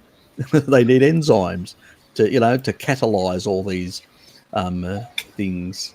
Dr. Stan Ekberg did a video explaining that protein egg yolk complements the, yes it does, because basically egg whites are as bad as that's why the, you know, a lot of the egg white powders, so let me just go through all the protein powders, the whole lot of them, whether they are egg white protein powders, whey protein powders, and a number of the other type of pea protein, what's the other one? Soy protein. There's a couple of others anyway I may have missed. All these different proteins, because the way they don't have the actual structure that is similar to that of to the way that humans need the amino acid sort of composition, and so you can't utilize them as well. And usually it's about 17% in all these things, let alone when it comes to protein powders, they're higher in deuterium. So, and the egg white is the higher part in deuterium as well. So that's another reason why I don't recommend egg whites alone. Now, eggs, on the other hand, with a yolk, it is then it becomes a complete amino acid, and that's because, and it's actually even more complete. It's closer to, it's 49%. Now, if the animal is grain fed, it can drop down to 47%. But generally speaking, it's 49% for the stuff that, you know, better quality But even there, it's still high compared to that's the utilization. The bioavailability is 100%. Dairy and eggs are the only proteins that are 100% bioavailable. But eggs have the advantage of, because of the composition of their amino pool, they are more closer to that of an actual animal. And because they are more like that, they tend to basically be 49%. Mother's milk is also 49%. So it's the actual same amount in that regard. So it's really, yeah, he's right about that completely. And it's interesting that the body building community praises just the egg whites, because, you know, the same stupidity. That's why the current bodybuilders are all basically, you know, muscular fat people. Because they basically consume, you know, the things that they consume. They've just got it all the wrong way. Like the lame ass Nortons and the Ray Petards. Exactly. I'm sorry, not really. If you really want to build really have high utilization, it's basically steak and eggs. The old steak and egg diet that the old bodybuilders did, they knew. They kept the insulin down and the glucagon tempering, you know, not too high, just enough to basically produce enough demand-driven gluconeogenesis, glucose, but at the same time, one counteracting the other and keeping the level to the level that's required for muscle protein synthesis and no more. Excuse me, I'll be back in a couple minutes. Yep, not a problem. And the only advantage that you may get from egg whites is that I can't see, but anyway, that you may get is you may be able to actually get a bigger amount. What egg white powder was, or egg white, it was like the original sort of supplement before supplements actually were created. So that's really what it was. But also it was a fear of cholesterol and all that, when people didn't really understand how that all worked, that as well. So they wanted to get more protein in without getting the cholesterol in. But the reality is what they ended up doing is getting lower quality protein utilization. So it meant that rather than getting 49%, which they would have got from a whole egg, they were only getting 17%. So for the same quantity, they were getting substantially down to a third. I think it's a third, isn't it? 17 divided by 49. Yeah, 34.7%, nearly a third, is what they were getting in terms of utilization. So, yes, idiotic. But that's what happens when you eat species inappropriately. And that's what they were doing basically back in more recent times. That's what a lot of them do. I think there are still people out there that still fear cholesterol and still consume a lot of egg whites, and are still being promoted heavily. But what can one say? It's funny, actually. Just recently I came clean with my parents and told them exactly what I'm eating and the things I'm not eating. And then my mom was like, wait, you're not eating fruit anymore? And also, do you need to do that? And then I told her, all this stuff about autoimmunity and everything. And I also told her, look, this is a long-term investment. I want to eat this way because I want to age well and because I have the ability to do so. So if I can afford to eat this way, I will do so. Yeah, exactly. Dylan actually says more of an archaeology question. But did you see the Dragon Man finding, Harry? Dragon Man. Anybody heard of Dragon Man? I've never heard of. Nope. Dylan, more information. Dragon Man. No idea, mate. I've returned, and I wanted to show you guys another thing when I was mentioning about the beef fat rendering before. Give us a look, just share it. Cracklins. Okay. Beef cracklins. Fucking delicious. Thank you. These are both, like I said, I did that, I saved that money up, and I wanted to see how far I can go with it, because I have a place near me. It's called the People's Warehouse. If you live in Louisiana and you come by the town I live near, those of you who know where I'm talking about, you can check them out. They're great people. They source the beef, the pork, and the poultry, and from the States, Canada, and Mexico, all three. So it's beneficial for so many reasons. On so many factors, I can go into hundreds, but it's conventional, but it's local on this side of the planet, which is a better thing. If you're trying to do that, you stick to your area as best you can. And it was like for the same price, it was for the same pound. It was like $3 or $4. I know a lot of it's subsidized to death, but the point is, I wanted to see how far I could stretch the grass-fed stuff, right? So I did a mix, and I got a mix of the cracklins, and it tastes absolutely fantastic. And I just do this. I just put some of my favorite hot krill seasoning across them. Well, I usually say that when it comes to, a lot of people basically are concerned when it comes to the non-grass-fed sort of stuff, that the question of like glyphosate in the actual grains and stuff like that. Yeah. And the negative effects for the gut microbiome because of, as I put it, the antibiotic type effect. There's other issues as well, but that's one of the main ones for the gut microbiome, because most of the other stuff gets detoxed by the liver of those animals. So, yes. So you basically, if you're getting anything, you're getting very little and has very low effect. But it's more a problem for the animal rather than us. So obviously, it's in that regard. So I'm not as, I used to be concerned in the past, but I'm not as concerned. But for me, it also is, I can afford it, so I can basically have it cleaner. But if somebody can't afford it, they're going to still be healthier eating that than eating shit. Because what's the alternative? What's the alternative? The alternative the alternative is eating more fucking plants that even got more glyphosate anyway. So yes.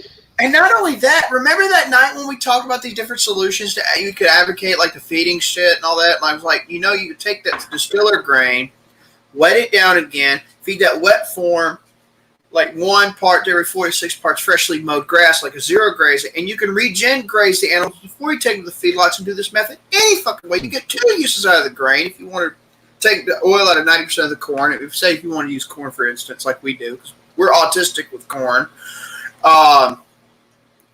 But that would actually be better than what they're doing right now, and we'll cut a lot down with less land because of companion cropping, the better use of the grain as, it would be better as a whole.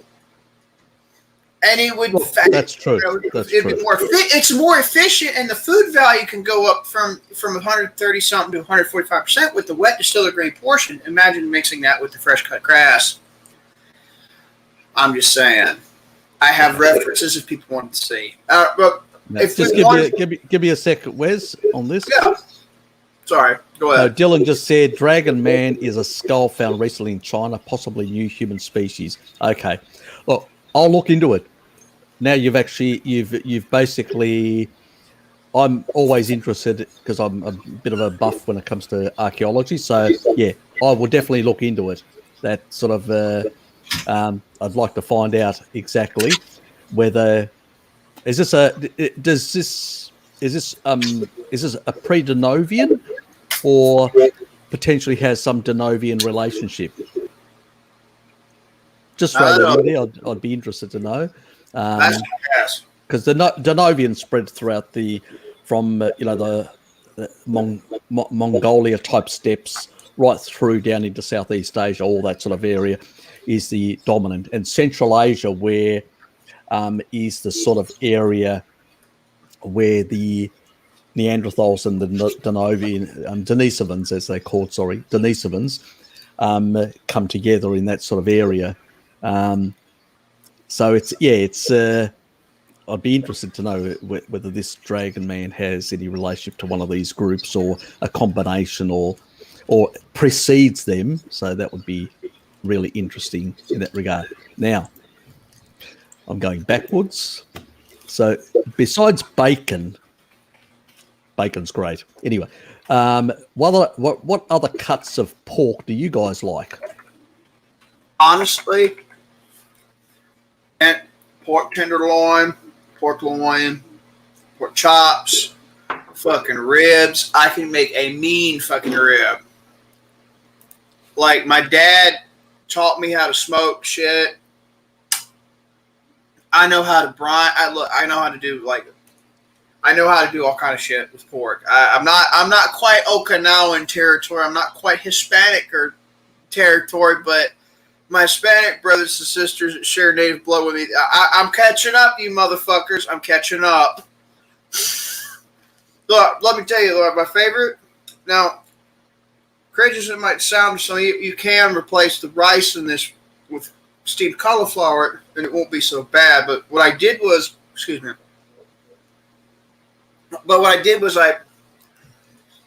took a certain amount of hot pork sausage, ground pork. I think it's like a pound or 2 pounds, like a pound of one, 2 pounds of the other, and then I did about a half to a fourth pound of chicken liver, ground up with the meat of the gizzards, cut, and cleaned out, thrown in with the liver, ground up in a blender, a little bit of bone stock, and I cooked that down together. And then when I got partial way through, and I used Creole seasoning like this, but not the bold, because a lot of my folks are pans asses, they can't take heat. So, sorry, I'm a smart ass, but it's quite a trait. Anyway. And what I do is I would cook it down. I would pour the organ mash mixture, and then slowly turn the heat down and simmer it down.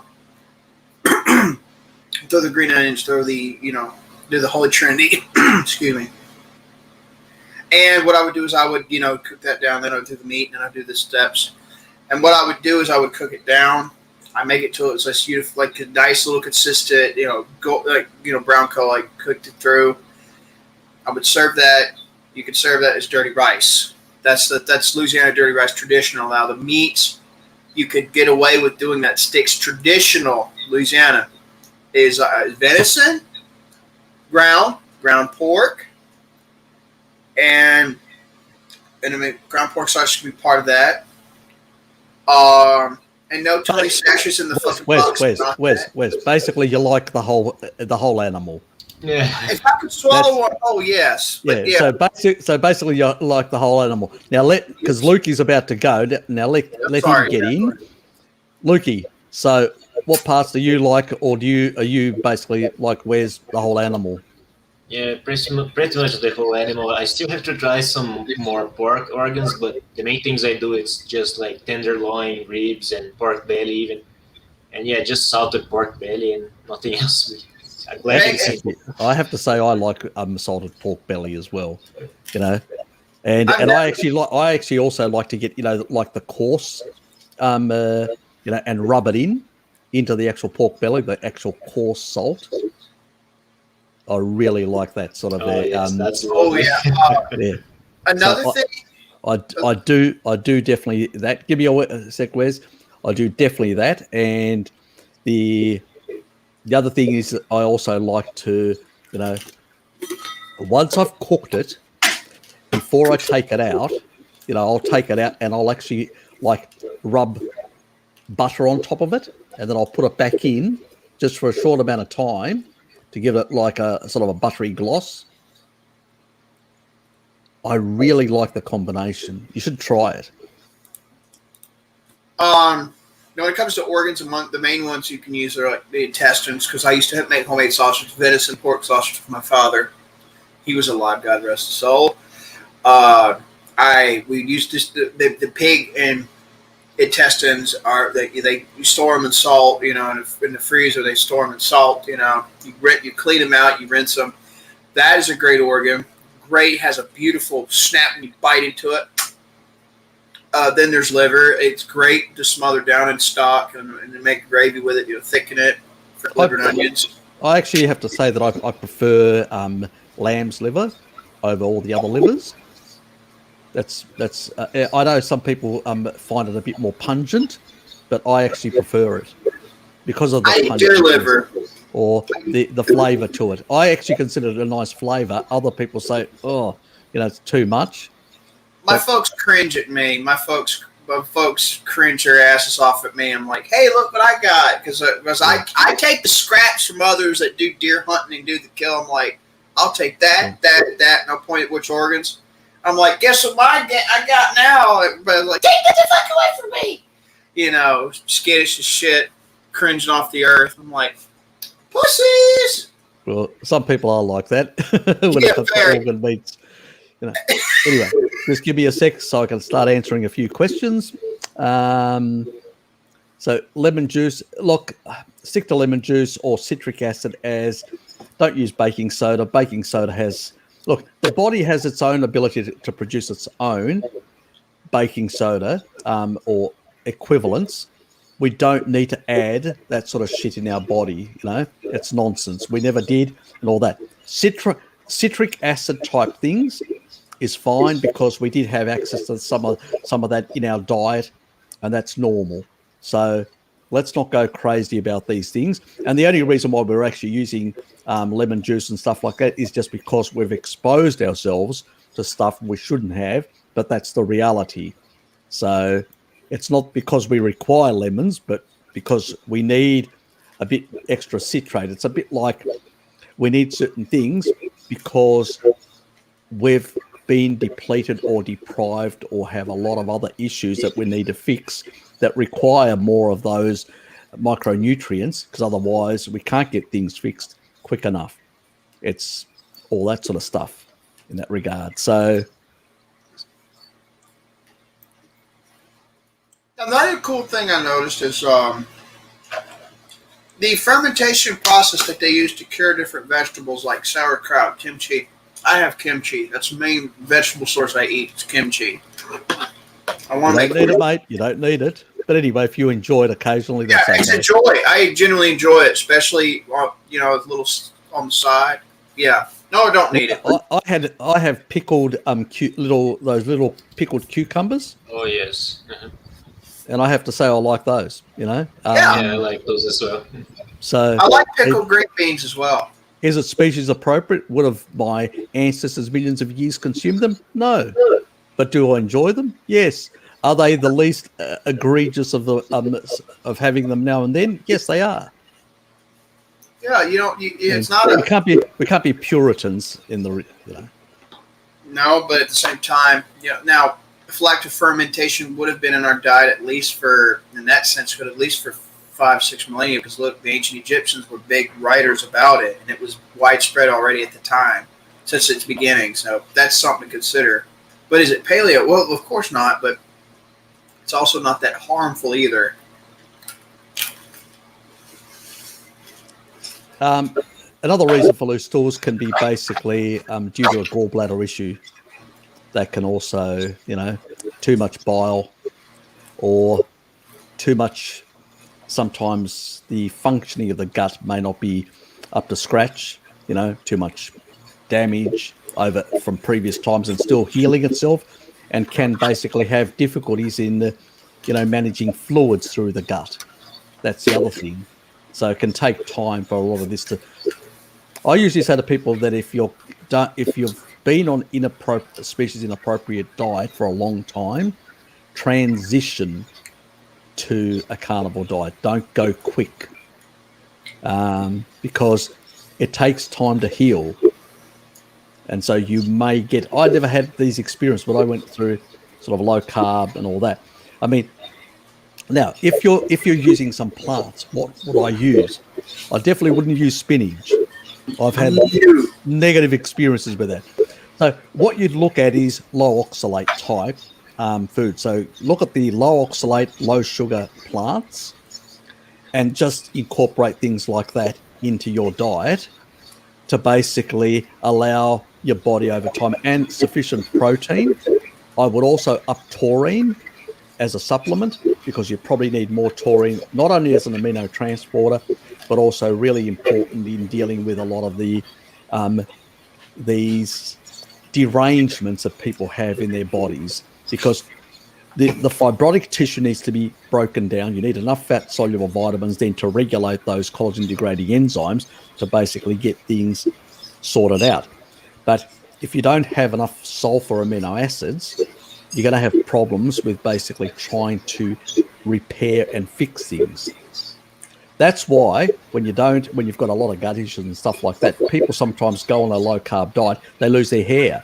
Well, obviously because sulfur is being used elsewhere to repair other things. So you need to add sulfur in. Well, see, I've been eating. See, when I started transitioning gradually to the hypercarnivore I'm at now is even before I started the transition, I was consuming. A lot of people don't know this, but the bulletproof coffee farm, if you want to just give a breakfast, but you wanted to do something decent, it's a very useful template. Paul Check's videos does great on it, but there's another trick as well. Two things actually. I have a brass screen in my drawer over behind me in that fucking clunker over there behind me, and I used it to to add filtration as I have filtration on my fresh press plunger that got rid of the phosphoric acid. Turn it to phosphates, it settled me out immediately. You know, those salts are heavy water insoluble, which is something I learned years ago looking at pirated chemistry books. And what happened was I would use that.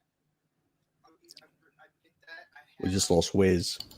Yeah, it's gone silent, or very. How about now? No. Something's very quiet. Yeah, something's weird. Your microphone's gone to shit. How about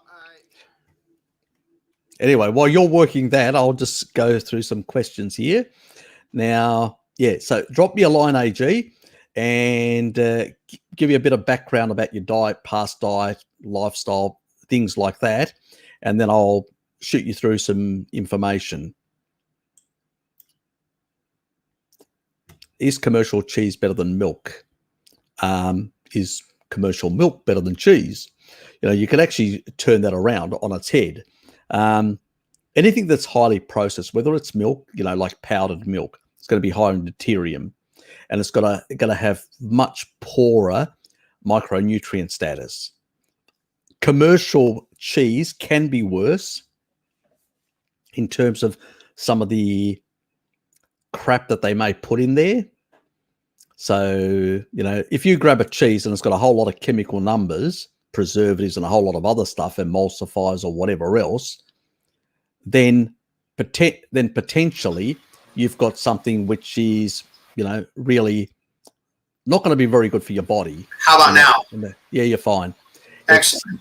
It's not going to be very good for your body, you know, if you're basically eating these crappy commercial cheeses, because some of them have sugars in them, you know, so there's all sorts of things. So, yeah, they'll definitely be worse than milk. You know, the only thing wrong with commercial milk is the pasteurization and the loss of a number of the nutrients. But otherwise, it's not a big issue. But when it comes to cheeses, you really have to read the label. You've got to read the label and make sure that there are not many crappy things in there. I think that annoys me the most is all this non-animal rennet as well. I never buy anything if it says non-animal rennet. I give it a miss, because if it has that, it's probably going to have a whole lot of other shit that shouldn't be there as well, even if it's not, because they may not be required by law in certain countries to report certain small, very minor quantities of certain things. So it's really important you guys understand that. So if it's got that sort of stuff, give it a miss. As I was saying, speaking of I have raw milk Gruyere, and I buy the block every so often each month. So good for you, mate. Yeah, I saw it. I was like, raw milk. They said raw milk. I said, fuck yes. My cashiers, the cashiers I talk with the most, they get a chuckle out of me. One of them's real sweet. I just adore her. But anyways, just give me a sec, Wes. With his milk fantasies that he's going on, can too much protein lead to loose stools? AG, no, it can't. I mean, remember those rats? 350 grams of protein, equivalent to a 70 kilo human. So they were having 70% of their intake was in protein, and their basically levels would be equivalent to somebody who's 70 kilos or 154 pounds person, 350 grams. So that's basically 2.3 grams per pound, or 5 grams per kilo. Fucking criminy. So that is what we're talking about. And remember, in 100 grams or 3.53 ounces, you get 25 grams in that amount, in 3 point, So we're talking about 350 here. That's a massive amount of meat and a massive quantity. And no, it didn't cause any problems. Most issues that are happening, whether it's too much fat or too much protein or whatever, and causing any issues to people, it's usually because they've got still some underlying derangement that hasn't been healed. Boom. Okay. So I would say drop me a line. And as I said, you said you were going to drop me a line anyway and ask me a couple of things, because usually it's those sort of derangements that cause a lot of these problems. And gallbladder is a big one when it comes to loose stools or constipation. Gallbladder issues are a big one, for a lot of people, because they've been on a low-fat diet for many years. They've been on a plant-based, especially people coming from a plant-based or a low-fat diet. They usually have a lot of gallbladder issues. It's the reason why gallbladder issues are endemic. Now, how do you basically deal with gallbladder sludge or gallstones and all that?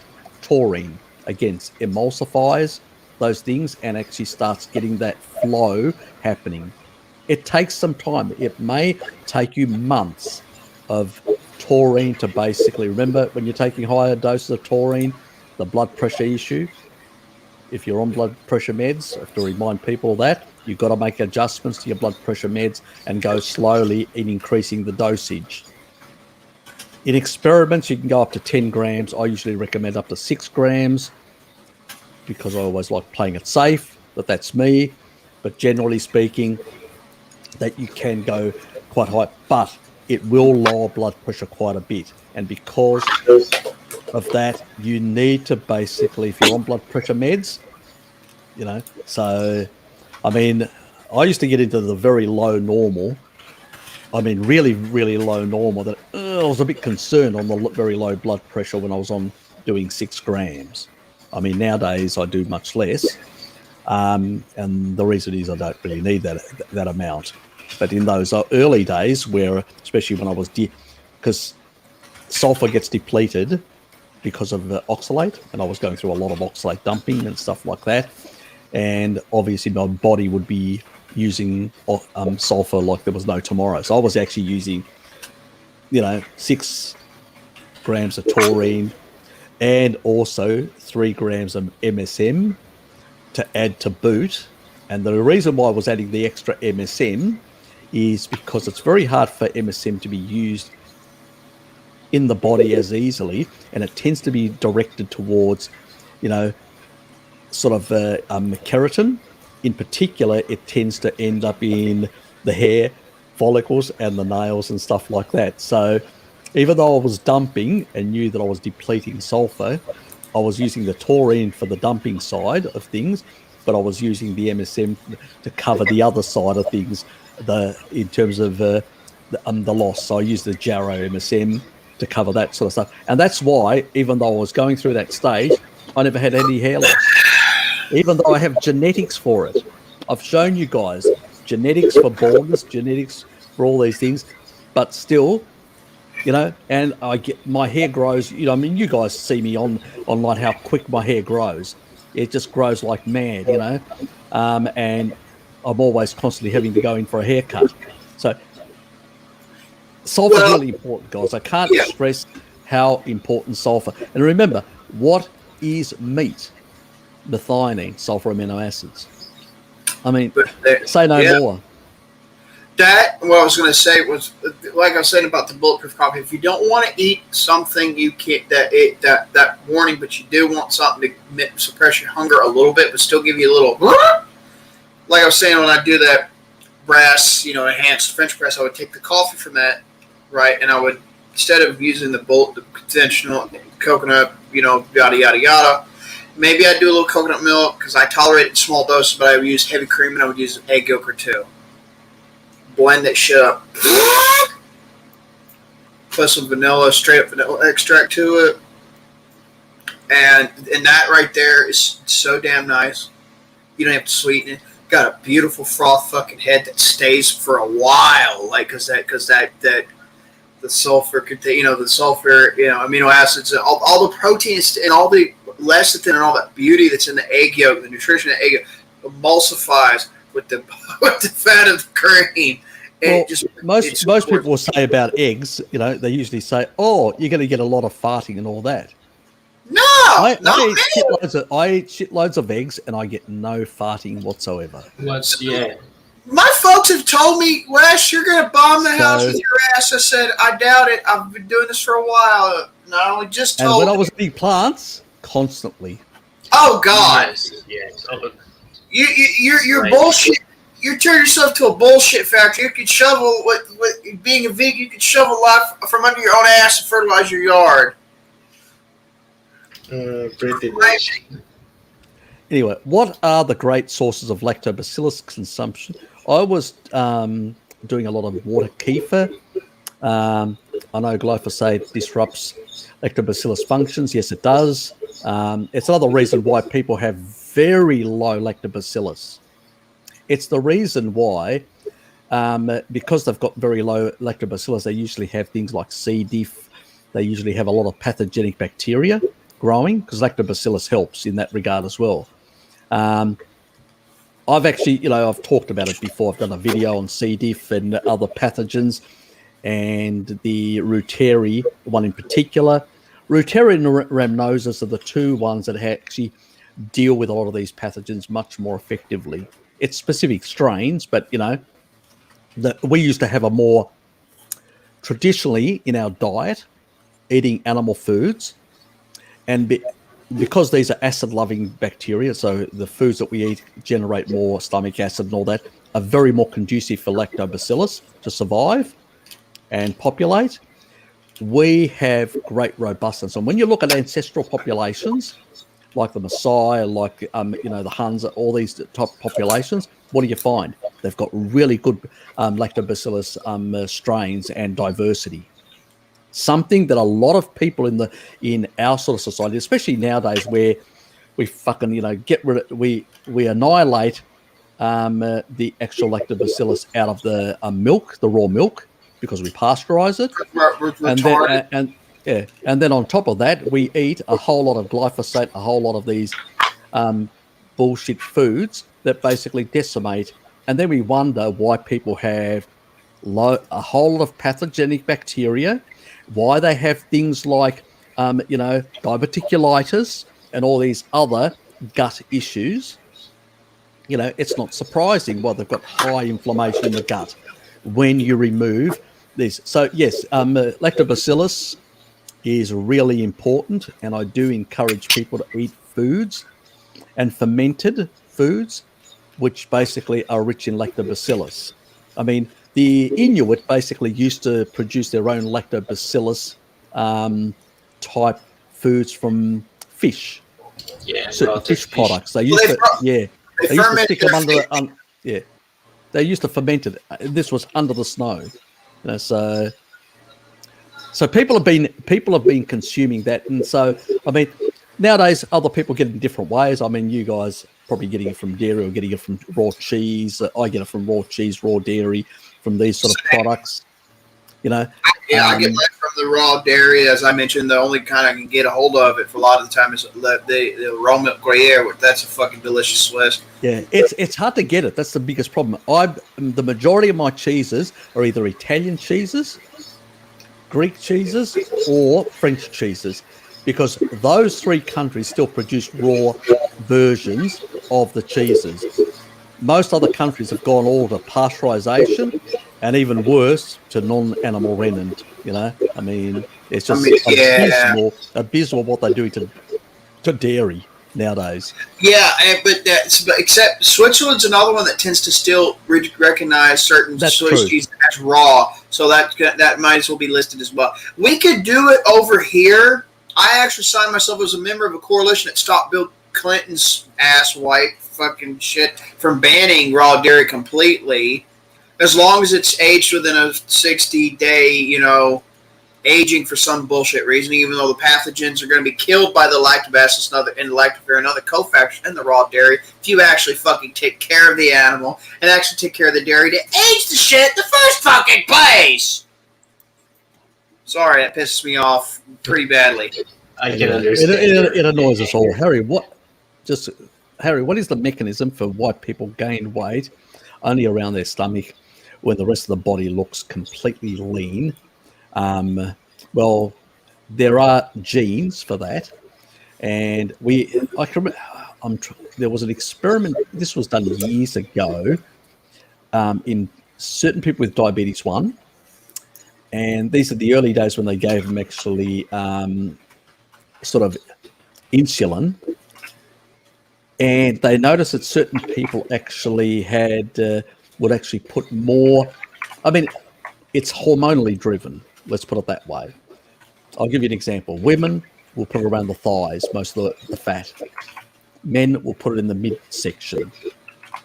It is hormonally driven, and there are variations between people. So, how it actually did. But at the end of the day, if you get rid of that sort of weight, you'll look just as if somebody, let's say, puts more of the weight on their chest, because some people can actually put quite a bit of fat on their chest as well, or their back, or different parts.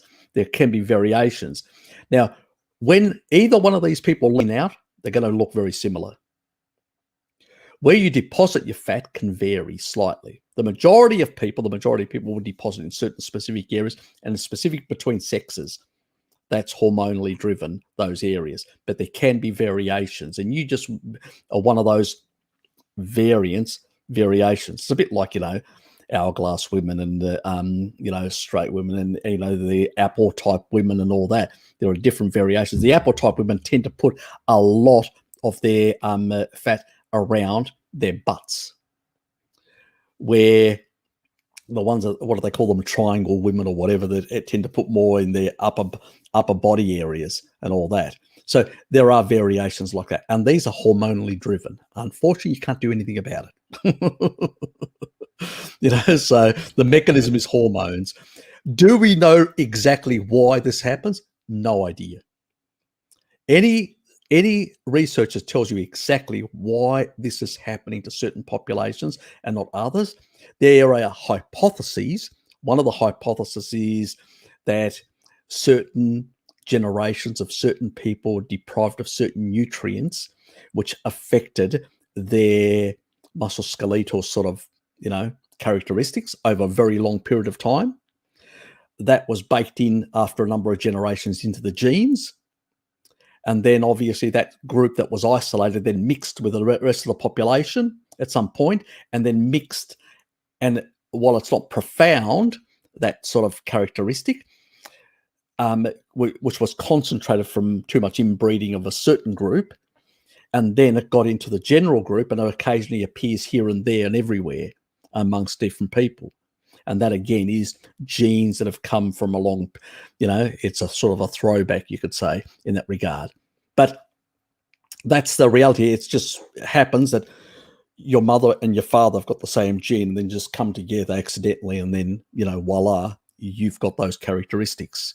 And that's how it usually happens. And it's, exactly I think it's environmental stresses because of nutrients or different nutrient profiles or whatever that have had different hormonal effects over a number of generations of isolated groups, and then have manifested certain characteristics that then persist in that population. And when that population mixes with others, it eventually dilutes within that population, sort of vanishes from being a sort of a group that stands out. But occasionally you get this interaction where two parents have got the same gene and just occasionally have come together, and voila, something that hadn't been seen for a long time appears, or characteristics of the way somebody may deposit fat or have other characteristics that, dwarfism or whatever, whatever effects that people may have. I mean, I've seen people that are dwarfs that have actually come together, like two dwarfs that actually produce a child that was taller, normal, didn't have dwarfism. So a lot of variations exist because of these isolated groups that ended up over a number of generations having certain genetics that became pronounced and then diffused, and then you get these different variations. So that's what's happening. That's the only logical mechanism that that most researchers believe, and I think that they're probably right on that. And it really comes not so much, it comes from really genetic archaeologists, a lot of this sort of stuff. It doesn't really come from mainstream, this sort of mechanism. It's more in the archaeological realm where people see certain types of formations or body or skeletal formations or stuff like that, and have extrapolated that these populations had isolate. There's a name for it. I came up with a nickname. This is my own nickname. It's not an official name. I call it isolation syndrome, but that's just one of my quirky things. I couldn't come up with anything better, but it's basically, and it's probably not the right way to call it, but it's one thing that I came up with a long time ago. I just think that basically these genes have basically been turned on in a certain way over a number of generations, and they occasionally appear here and there. And you may be one of those people that has both your parents gave you, and you have a tendency to basically deposit in one area, and you've got little stompy little little anemic little legs and all that, and you can see like calves. I've got natural calves. I don't have to train my calves. They're just naturally large.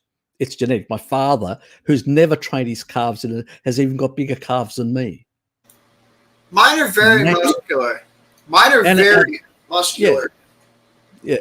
And that's same here. And it's basically, that's genetics that you've actually got over and that's what it is. So you can't do much about it.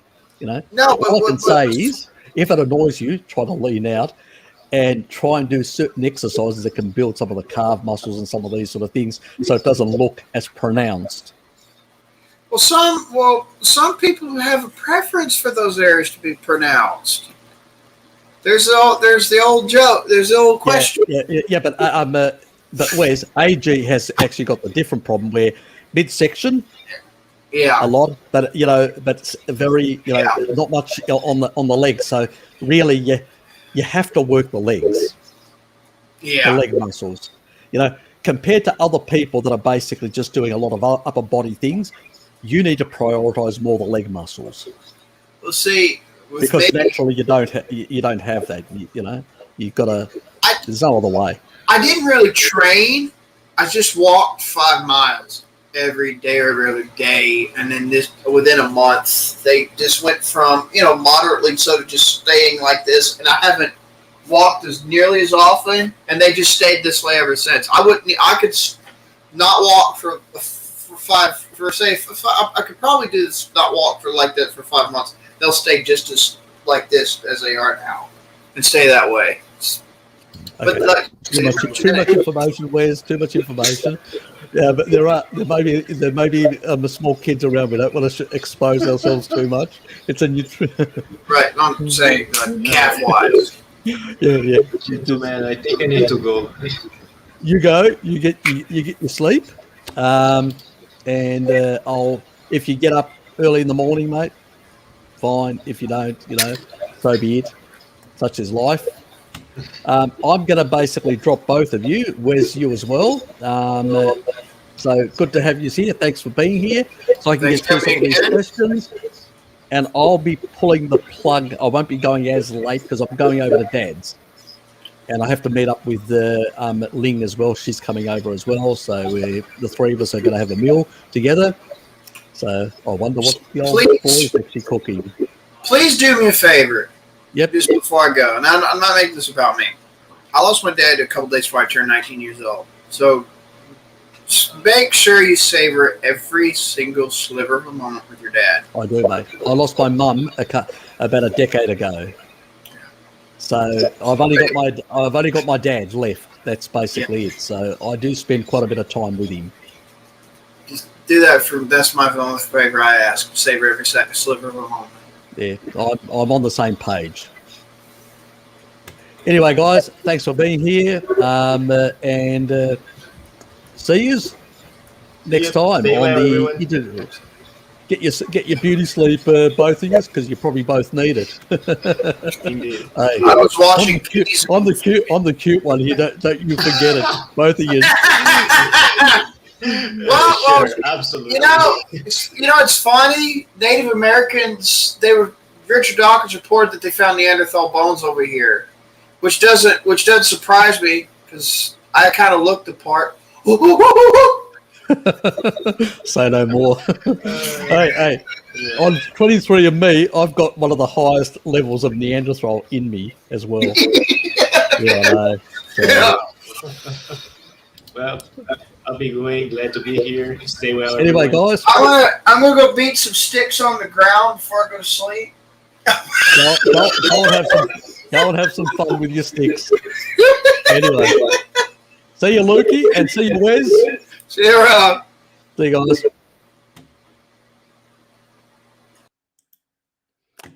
And back to me. Let's get through some of these questions that are starting to build up. If you reintroduce dairy, would certain dairy products that you think back first? I'd be looking at high quality cheeses in that regard. But again, it has to do with tolerance. Can you tolerate certain things? I would make sure that if I was transitioning back, that I would definitely make sure that there was very little dairy sugar in it, pretty much. The other thing is what I would do is also make sure that it was, depending on what you're trying to do. Are you trying to lose weight? Well, it's either you're consuming the weight or you're using the weight from your body. So basically you may want to go for a more higher protein and lower fat type dairy if you're trying to lose weight. If your weight's stable and it's not an issue, then that ceases to be an issue because insulin to glucagon will be low. So you'll be utilizing that or slowing that down in terms of utilization. You just won't lose any weight, which is probably what you want if you're in a low sort of fat state anyway. So it really depends, when you're looking at dairy products, depending on your circumstance, what you're trying to achieve as well. So if, a number of the European cheeses tend to be, they're like the yellow type cheeses tend to be higher in protein compared to the white cheeses. So you'd prioritize more of those if you're trying to lose weight. If your weight's stable and that's not an issue, I would look at things like brie in particular. The other reason for brie is also it's very hot, and Gouda, very high in MK4. MK4 really important again for a lot of the regulation of collagen degrading enzymes. So a lot of the collagen type enzymes that are so it's very important that you get the fat soluble vitamins, and foods like that, camembert, slightly more proteinish. So again, depends. It's still got quite a lot of fat. Depends what you're trying to achieve, what you're trying to do, and stuff like that. But if I'm introducing something, I would do it very slowly in small amounts. I wouldn't go very high until the level of lactobacillus and some of the other bacterial strains, like the bifidobacteria and stuff like that, increased, because they can manage those sort of foods much better. So you want them to increase. And that's the other thing, where have you got a good vitamin D status? Because vitamin D is very important for those types of bacteria to grow. They tend to require higher, compared to the pathogenic, they tend to require higher types of levels of vitamin D. So that's another important thing. Plus, they give you a lot of water-soluble vitamins, which is a bonus to have more of them in that regard. So yeah, it depends where you're at in that regard. Sometimes if you've got things like SIBO, you've got a number of gut issues and all that, I would not introduce dairy until I fixed those problems. So that's a critical thing. And again, that's good bioflow, because the bile will flow through the small intestine and actually remove a lot of the bacterial content.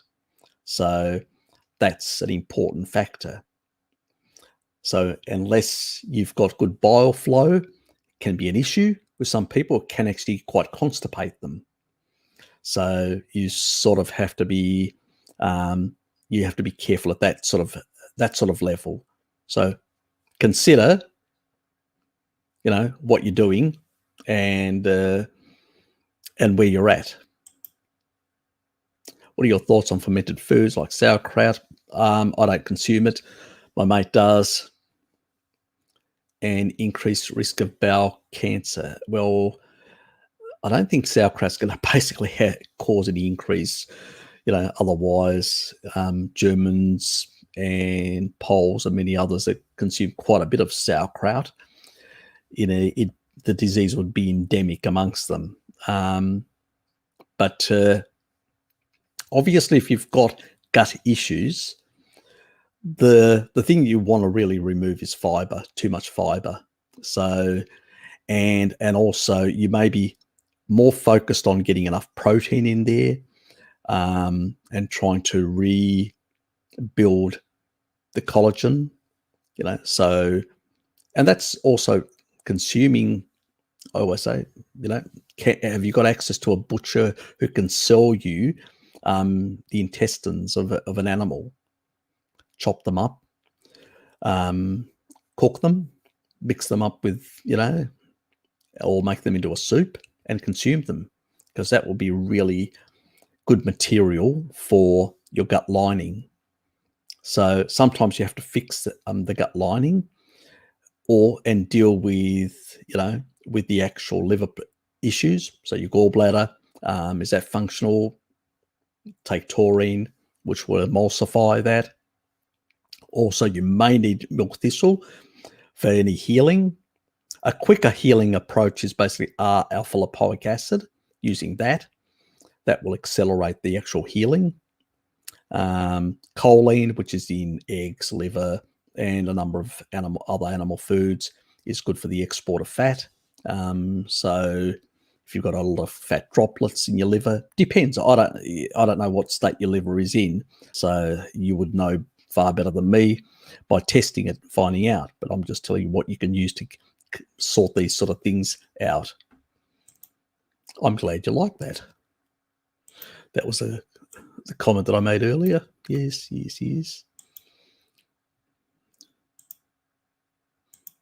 Yep, that's yeah, that'd be too long to go through at the moment, so people can read it on their own. My friend is telling me eating too much red meat is bad for kidneys. Nah, that's just crap. Remember the video that I did? Where's that video? Redirect them to this video. Let me just quickly find it.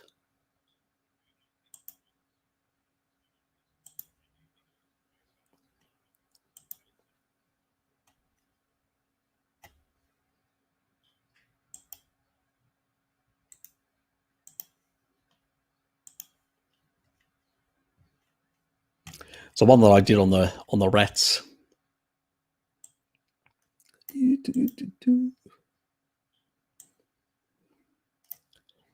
It's a bit of an older video. I think it's a year old now. No, that's actually 5 months old. The other one's a year old.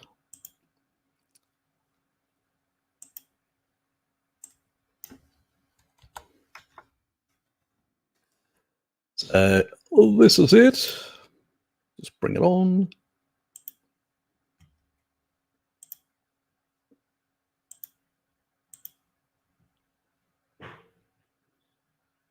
To basically as an efficient way to pass in localized energy.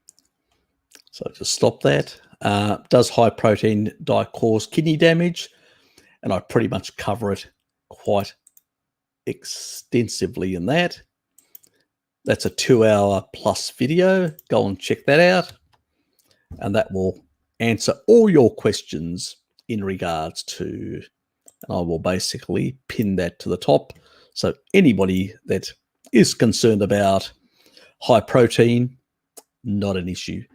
These are the rats that ran 70% of their intake, which is the equivalent for a 70 kilo person, human. So somebody who's 70 kilos, it's the equivalent of 3 or 154 pounds. It's the equivalent of somebody on 350 grams of protein. That's a lot of protein. Okay. I don't know many people that actually consume that. Not even, Sean Baker. I don't know anyone that's consuming that level of protein. So that's quite a bit. And these rats were on that for 6 months. 6 months. I believe it was 6 months. Yes. Not an issue. So your friend is just listening to the regular BS, which is out there. And if he has any questions about methionine issues and stuff like that, redirect him to that other video that I did with Gregor about, the one that was, when was that? I'm trying to remember now. Okay. Just so nowadays, but probably then go away.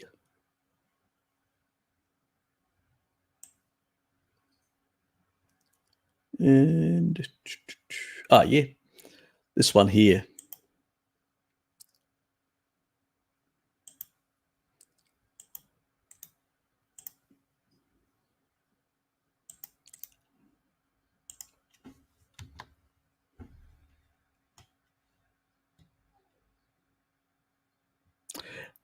And Dylan actually asks, does protein intake have a direct relationship with the degree of collagen production? Yep. Not enough collagen. You're not going to get enough sulfur amino acids that bind the keratin. And you're not going to get a number of the building blocks or enough of the building blocks that are required for the enzymes that actually build tissue. That's all tissue. And most of your body is made up of collagen. Your bones, your musculoskeletal structure is made up of collagen. Your skin, your gut. It's the organs that don't have as much. You're welcome, RF Bead.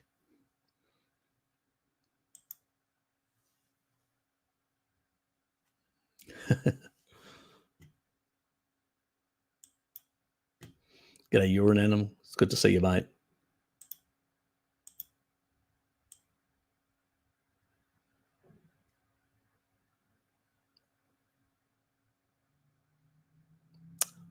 Thanks, Wes.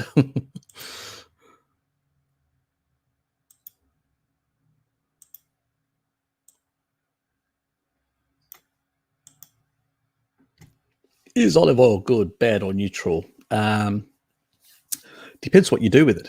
Cold, as cold pressed, first cold pressed, and if it's not too dated to have oxidized, and probably less of a problem. So, but why would you bother? Any oil is going to be far more vulnerable to oxidation and aldehydes. So, while the aldehyde levels are not as high as you find them in things like the seed oils and stuff like that, and also the level of deuterium isn't as high either, it's still problematic. It's not the best option in that regard. If you're going to use any plant oil, I'd probably gravitate more towards things like palm oil or coconut oil. But then again, if you come from Northern Europe, you may have a salicylate sensitivity, and those oils tend to have a higher salicylate content. So olive oil has as well, but it's much lower. So that's the other sort of the coin. Animal fats are way better. Simple as that. Way, way better in that regard. I've heard Ben Bickman say it's because those fat cells are more insulin sensitive. What are we talking about?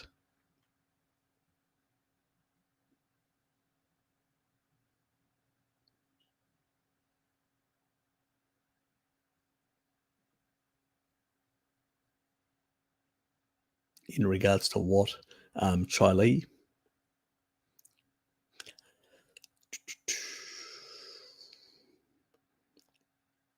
Yep. Anyway, fats. When it comes to, are you talking about insulin resistance now at the fat cell level?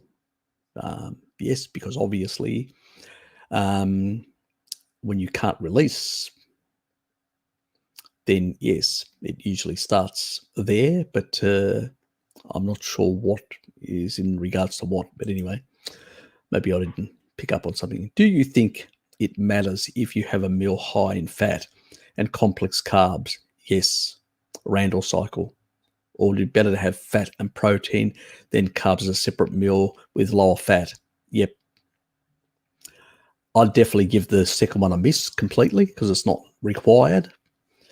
But if you're going to basically have a day, the biggest problem is it takes time to adjust to one or the other. So when you go low fat or low or high fat and low carb, either way you go, your body needs to build a whole lot of machinery to do that. And so a whole lot of enzymes and transcripts them and upregulate certain genetic pathways to be able to do that. Because in nature, seasonally, normally in nature, you never find the two together. You're either finding low protein and sugar on its own, or you're finding a lot of protein with fat and no sugar around. And that's usually how you find it. It's the reason why even Walter Kempner understood that basically when he didn't understand the Randall cycle, this is back in the 1930s, but basically he didn't encourage people to have very high protein. So it was basically 90, what was it? It was 94% carbohydrates, sugar, 4% protein, 4%, and 2% fat. And these people lost a lot of weight. They basically did not disengage the Randall cycle and cleaned up their whole system. So, yeah, very important that you basically do that to basically improve yourself. Now, if you basically have a meal and you've had protein and fat together and all that, it's going to take a number, depending on how much protein you had, it can take anywhere between 4 to 6 hours to properly digest and all that. Obviously, if you have a separate carb meal, unless you've actually had sufficient time to separate one from the other, and that's potentially up to 8 hours, 2 additional hours for all the other biochemical processes to happen. So you would have to basically abstain for quite a few hours before you had the low-fat carb meal and all that. Then you may not exceed your energy sort of levels requirements and not engage the Randall cycle. Depends also whether you've done physical activity. So if you've done, let's say, you exercise quite a bit before you have that carb meal, you'll have depleted a lot of your glycogen. So that a lot of it will go into glycogen stores, and very quickly you'll basically go back into accessing fat off your body. So it's less of a problem that way. So it depends the timing. Timing is very important if you're going to do stuff like that. And physical activity as well. That means depleting glycogen. So you don't find glycogen or glucose in the system at the same time as fats in the system. So, and then you can potentially engage the Randall cycle. That's where the risk is. And it's sometimes very hard because there are differences between people. And that's why a lot of people get it wrong. But if you're very physically active, like people were in the past, having 30% of your calories come in, as long as you're in a sort of a deficit, you're not going to engage the Randall cycle. So it's all nuanced depending on what you're actually doing. If you're not physically active, it's going to take quite a few hours to clear that stuff out in order to put a different energy source in. So yeah, that's the issue with today's modern sedentary or low physical activity lifestyle. Another way of actually doing it, if you're working in an office, is stand all day. Like I've got a stand-up desk, stand all day. That will basically go through more energy, which basically may allow you then to do that in a much earlier time slot. It all depends, So then you will not exceed those energy levels in the day. So it all varies. It's sort of, that's. So if you're an office worker, get a stand-up desk and stand if you're going to do some of these cheats later on in the evening. So anyway. Hey, Harry, do you think once you start carnivore diet, you would still get acne, skin issues as your body detoxes through? Yep, you can. Yep, that can happen. I've said it happened to people. Didn't happen to me. But for me, I had the only thing that I did see, and it actually happened before I did carnivore anyway, as I was doing low carb, I was seeing a decrease in the amount of on my, I had a lot of pimples on my stomach and sort of chest area that would, especially on my stomach area, would come around that sort of area in particular. Some in my back or on my butt would emerge occasionally. But once, even in the low carb state, I still had a couple in the early stages. Later on, more or less gone. And then when I became, carnivore, pretty much I haven't had any at all. But, how long it takes one person compared to me, don't know. It can vary quite a bit. There are so many differences between humans and different lifestyle factors and exposures to chemicals in the environment, all sorts of things that can also cause some of these issues. Then there's the other nasty thing about oxalates as well. Some people can actually get more skin issues with oxalates. I didn't, where I'm more susceptible, and there are genetics for this. Some people are more susceptible because they clear out oxalate primarily from the kidneys, the majority of people. So that's where they'll see more issues. And some people also excrete out of their skin, and they tend to basically create, they can actually even create lesions in their skin, depending on how much oxalate. So it can vary quite a bit in that regard. Yeah, so in that regard. Did you get my email with Vegan Gains email? Yes, I did. Yes, I did. I just haven't got around Michael Jordan to actually send him through because I had too many other things trying to sort out my computer and a whole lot of other family-related issues that I was dealing with. So I just didn't have the time to basically send him. So I'll probably do it. Thanks for sending me the details. I'll probably do it later this month. I'll contact him and see if he wants to. So we'll see what happens. So if he wants to, fine. So give you a time slot. Probably it'll be somewhere between, not next week. I've just got too many things, but I'll probably send him an email somewhere between the 20th and 25th. Somewhere there, I'll send him an email and see whether he bites or not. If he bites, fine. If he doesn't, I've had a lot of other rejections in the past. And and I've got a few other people that I have to get back to, like Sky. You did it wrong. I haven't got back to her. So if she's listening, sorry. So anyway, so that shit happens. And I've had too many other things with my washing machine going to shit and a whole lot of other things that, life's been, let's say, interesting with a lot of things. So, yes. But, it'll be interesting. I hope he bites. Actually, I do really hope he bites and agrees to it. And I don't care what we discuss. I don't care if it's on ethics.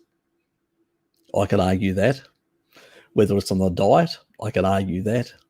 Whether it's on some of the other, like the environmental stuff, I've got videos that I've done on that. I mean, Bart's done plenty, but I've also done stuff, and I've actually got high quality research on that as well, the side, especially the carbon 12 and carbon 13 type isotopes that exist in methane.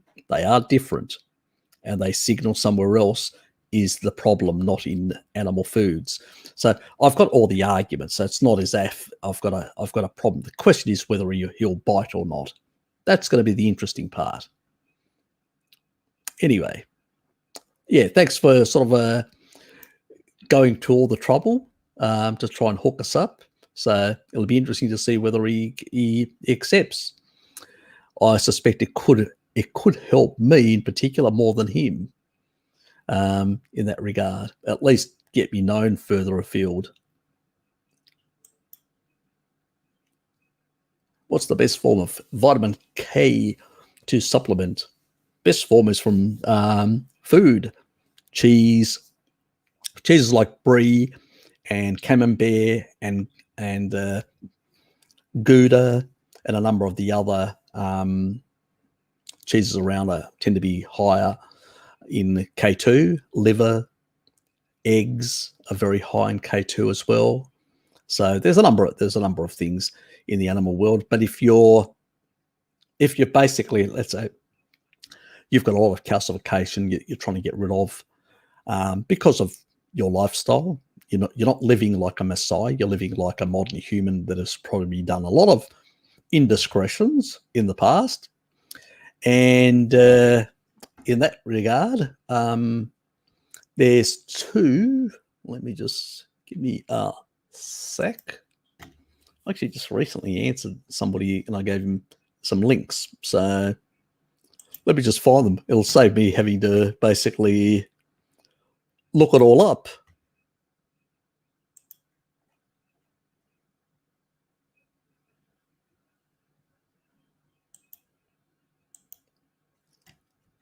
That's it.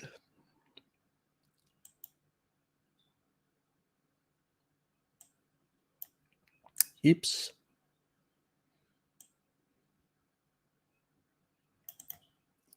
Oh, God.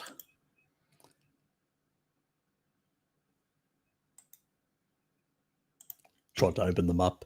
I'll just stick it in the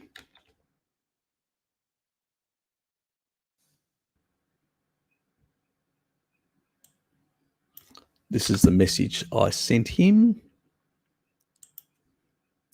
Too much. I need to get rid of the actual message and just have the oops. 8, 4.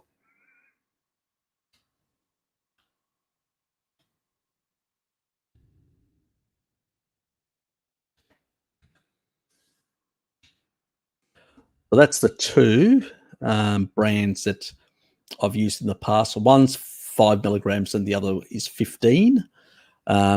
So depending on your finances or depending on what dosage you want to take or what conditions you're trying to remove and deal with, so you'll take the different doses. So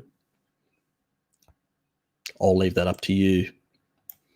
If you've got a high CAC score, so you went and did a calcium score and it's very high, then I'd go for the 15, the advanced orthomolecular research ones. They're pretty good. It's a good, very good brand. The Carlson one isn't too bad either. They're a pretty good company as well in terms of quality of product. They don't have any crap in them, and but they're a lower dosage. And if you just basically for just to have general level, good levels of, yes, if you're dealing with osteoporosis or any of these sort of conditions where you require more K in your diet, then go for the 15 milligram one. So, because most of the research is based on taking 3 of those a day up to 45, like high dosing. So it depends on, what your circumstances are.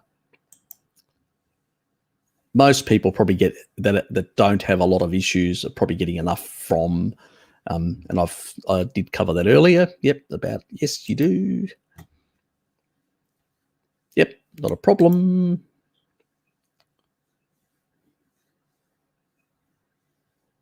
I did cover that as well. Hormonal and genetic.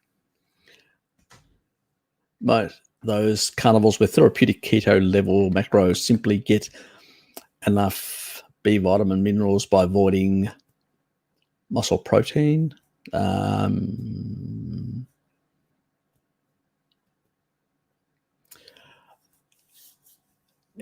Look, it depends on which. There are variations of therapeutic ketosis. There's not one. The original one was actually done with seed oils as your main fat source, because remember they were demonizing animal fats back then. So, and also it was because it was cheap. And so there's a whole lot of reasons, for why they use certain things. The seed oils back then weren't as bad as some of the modern seed oils because basically they weren't as processed. But still, they still were not great. Since then, they've sort of changed. They're using things more like olive oil and tropical oils and stuff like that. That's in regards to the Johns Hopkins University Hospital. So that's that part. Now, in terms of basically the one that what are they called in Hungary? Something Medicina, Paleo Medicina. That's it. They tend to do a lowish, moderate protein type level around about the 15%, and then the rest is fat, high fat, and all that. So, which is usually animal fats primarily. They throw a bit of organ meats in there and a couple of things like that in order to increase the nutrient density. And that's, it's a therapeutic thing, and that's probably a good idea. I mean,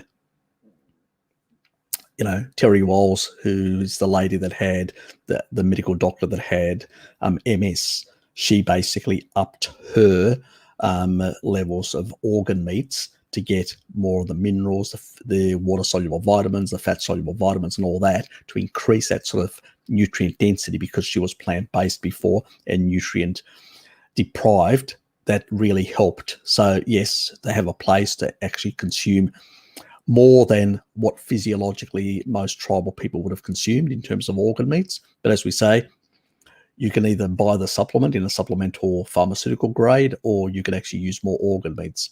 Paleomedicina tends to go for the organ meat approach. So yes, they do have a different profile compared to that of a standard carnivore diet in that regard, and it has its place. But it depends what you want to achieve, what you're trying to do, whether you're trying to build more muscle, trying to lose weight, trying to heal certain things.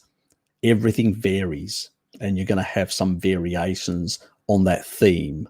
You can't be sort of strict.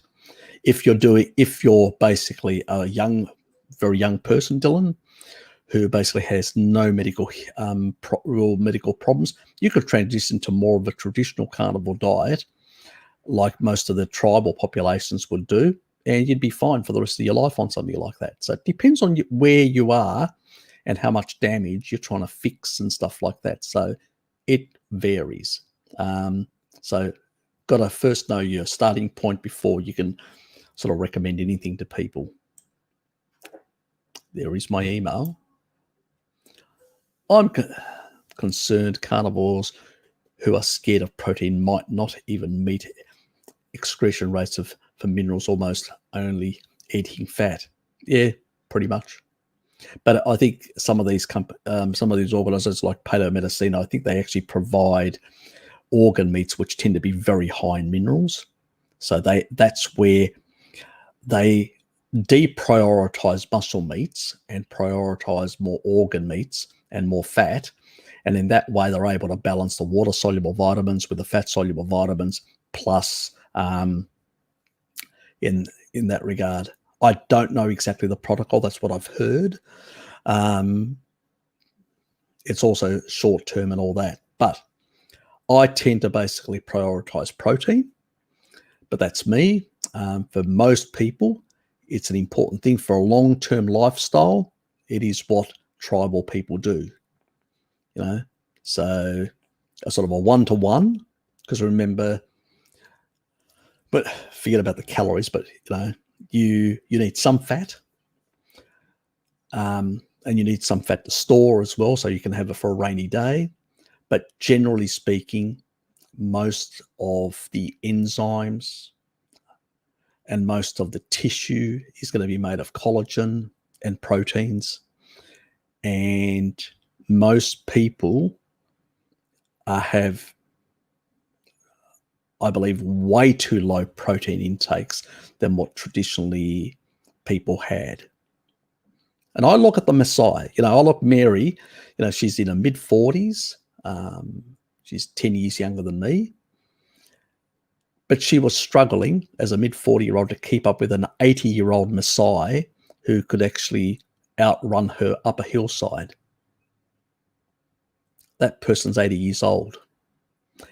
Our 70-year-olds can't get out off their butt sometimes, let alone run up a hill and outrun a young person because Mary's quite slim, quite athletic, because she does a lot of, athletic exercise and stuff like that, and she couldn't keep up. That tells you how a person being on an ancestral diet for all their life, the difference, it's way difference. The bone density, the muscle density, the quality of the actual muscle skeletal, the general functioning of all the organs and the body parts. It's a completely different level of basically human excellence in terms of body, the way the body is actually composed of, and we just can't compete. Put it simple, we just cannot compete with that sort of things, So, and that, you definitely wouldn't take on a Maasai. You wouldn't survive very long, I can tell you. Not even the lions fear them. You know, they see them from a distance, they move. You know, they're very wary of them. They know who's boss in that sort of environment. And, you know, the reality is that, yeah, a lot of people have this moronic. It's all goes back to the low fat, the low, you know, all the animal foods are going to kill you, and, you know, the high saturated fat. It all comes out, all that nonsense that was perpetrated on humanity. It's where it all comes from. Unfortunately, that is the reality. I better move on to try and get to the end of this because I've only got about 14 minutes to go.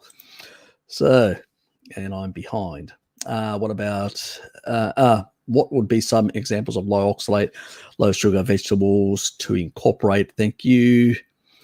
I'll do a video and I'll actually show a list of things that for those who are doing basically a low carb, keto-ish type lifestyle.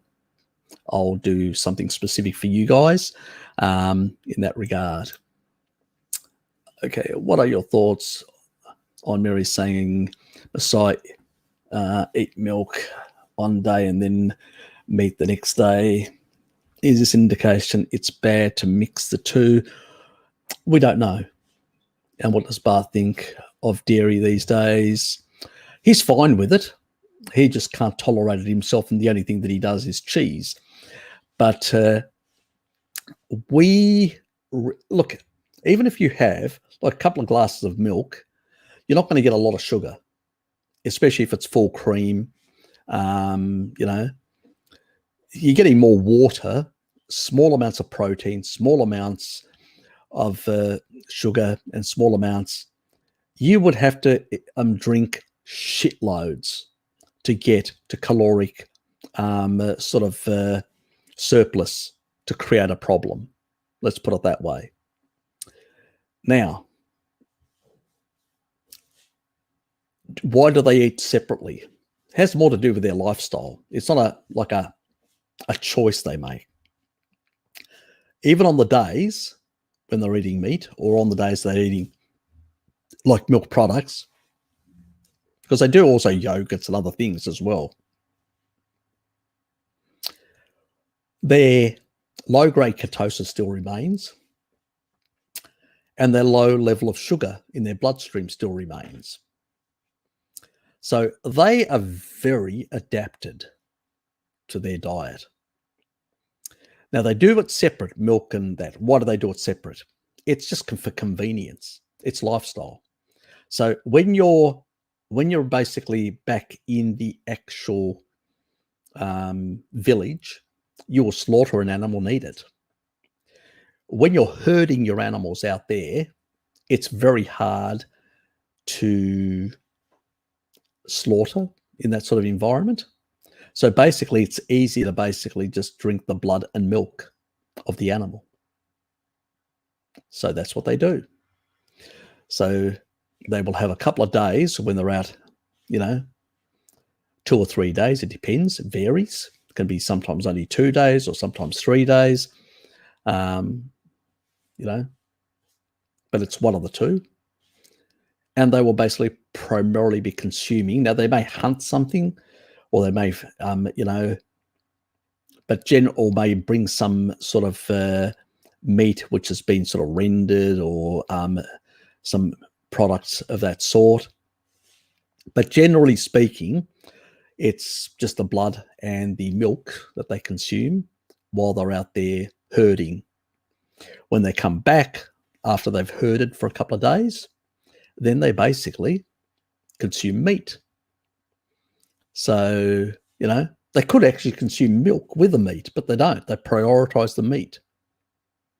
So, because they realize that out there is like, I'm out here, I can't eat, and I'm just going to basically have some sort of a snack to keep me going while I'm doing my job. So that's what they're doing. Yeah, that's how it is in their lifestyle. They don't view it. They just said, you know, I'm taking some nutrients. It's like you go bushwalking and you're not going to have a meal when you're going bushwalking, but you'll have a snack. And so the milk for them is like a snack, you know, while they're going out and herding. So that's how you've got to view it. You know, this is a herder's lifestyle. It's not a regular lifestyle where we live in cities and we have certain regular ways of eating and stuff like that. But when they come back, they really go for the meat. They don't have any milk, and they will sit there and gorge shitloads of meat. So they do that. And so they tend to do this up and down sort of level. So it can vary in that regard. It's like there's a tribe in the Brazilian rainforest. They don't eat for 2 or 3 days, and then on the third day, they literally basically eat for hours, massive amounts of food, animal foods primarily, some plants, but in mainly animal foods, shitloads. So it's just feast to famine type thing. We would call it like that. But if you think, you go without food for a couple of days, you become very insulin sensitive. You go for food without days, you will basically get autophagy. You'll basically really eliminate a lot of any deleterious. So even if you then gorge and engage the Randall cycle and have plants and meat together in large amounts, you'll desensitize yourself over the next 2 or 3 days before you have the next meal. So you'll be doing this sort of, so you'll never really engage the Randall cycle in any significant way, in a chronic way, to cause any problems. So there's a lot of lifestyle variations that populations have done out there that basically have, worked with their physiology in such a way where it doesn't really create a lot of problems for them.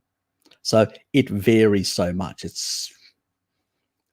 So do we have an experiment showing when you consume milk products does that deleterious? No, it doesn't really cause deleteriousness, especially if you're also physically active, like bodybuilders that consume both at the same time. Not a problem, so it's not an issue whatsoever. So it depends. It really depends in that regard. I don't care what he's doing. I don't get up in the morning concerning myself about anyone other than Harry. I can tell you, my focus is on me, and my family. And if somebody responds, fine. If they don't, I've lost nothing. I've gained nothing. It is what it is. But I do thank Michael Jordan for basically trying to hook me up and getting me better known out there. Apparently, even the Ray Pete fan club out there are talking about me. That's interesting. I'm glad they are. Maybe they'll be interested in a bit of a showdown with me. We'll see what happens. Thanks, Harry. I'd be very grateful. Send through an email if you have time. Yeah, just send it through. Yeah, it always takes me a couple of days before I respond. But it gives me an opportunity. One, it's private between you and me. So, you don't have to divulge like in a comment. Comments are usually, because most people just ask me just general stuff and I just can reply very quickly, which I usually do. But, emails are more private, comprehensive, and also the service Proton Mail is out of Switzerland. So it is very much an encrypted, secure system that nobody can get their paws on the information that you send me. So it's quite secure in that regard. And that's the reason why I basically use that and direct people to using that. Anyway, Harry, was it vegetable oils that was the primary cause of your heart condition? Yes. How do you know for sure that it was causal? Because basically looking at a lot of the other, look, it was definitely Randall cycle induced, but the level, when I've looked at my profile of my health, there are certain things when you have certain growth and certain things that actually happen that weren't there. One thing, I did not have high blood sugar. Okay. I still had relatively okay, HDL. My sort of LDL was in the mid-range.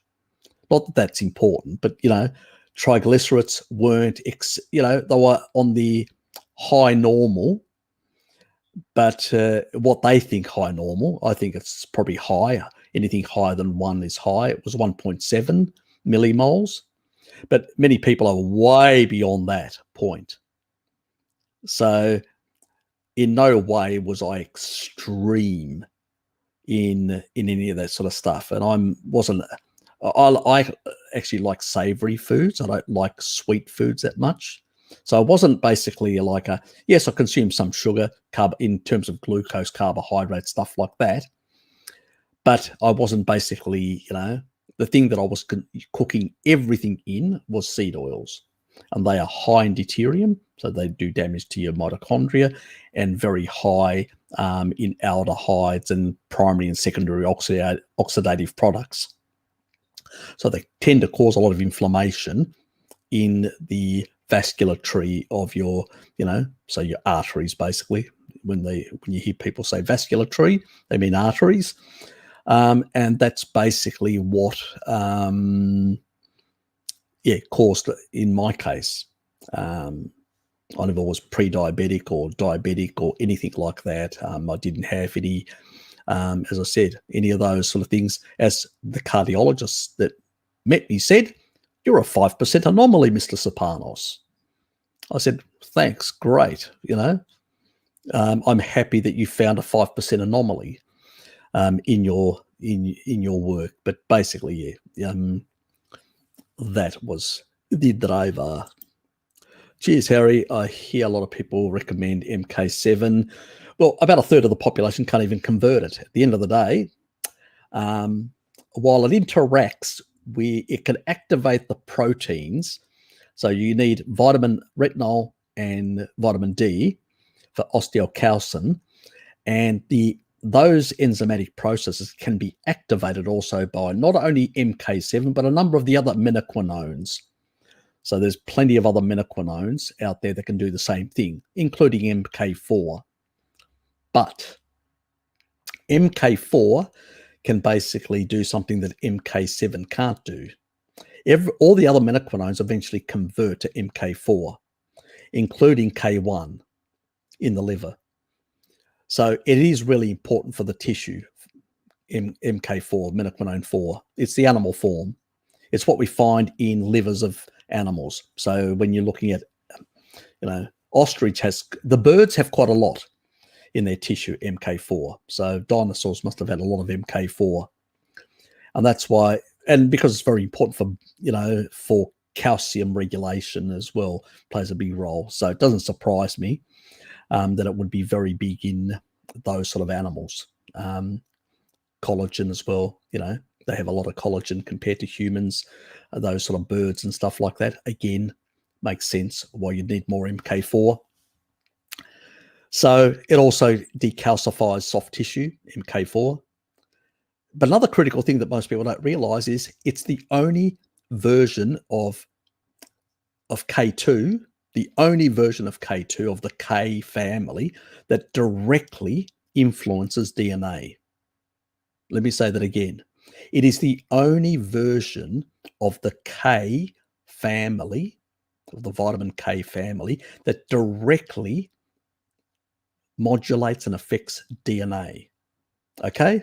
So if that's not important to you, that basically you have an important fat soluble vitamin that actually has a direct effect on your DNA, I don't know what is. That's why it's the best.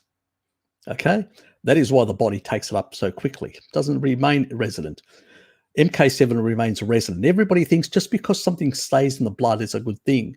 No, the body basically likes to use or store. It doesn't like having things in the blood. because it's not a good thing to have things in the blood.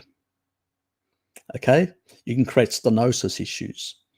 Some of the blood vessel, red blood cells have to elongate to get through very narrow blood vessels. So no, not a good thing to have too much shit in the blood. That's why it's either being used or stored. That's why when we have the Randall cycle activated, we've got a lot of sugar and fat in the blood, which isn't a good thing because there's a blockade at the cell level. And there's a rate limiting enzymatic, issue in how quickly those enzymes can actually make, store away the sugar and the fat. So that's why they remain elevated. So there is rate limitings on these sort of things. And when something is an MK7, actually can't even, a third of the population can't even convert it properly. So, I don't know where this myth came from. This is just basically, it's just a whole lot of hype from a lot of businesses because it's really cheap to make MK7 compared to MK. As you can see, the price on MK4 are very expensive compared to MK7. MK7 is cheap. You make it from soy. I mean, they're planting soy everywhere. It's bloody cheap shit. And it is shit. Harry, could you give an example of cheeses or dairy I could buy? I mean, I'm from Melbourne. Thank you. I'll do a bit of a video on the cheeses that I like and things that you can buy in Australia. I'll do that. I'll see if I can get a chance this week. Anyway, how long does the mass? What mass? A bit more information. Michael Jordan. How long does the Maasai live? There's been people that have lived over 100 amongst the Maasai.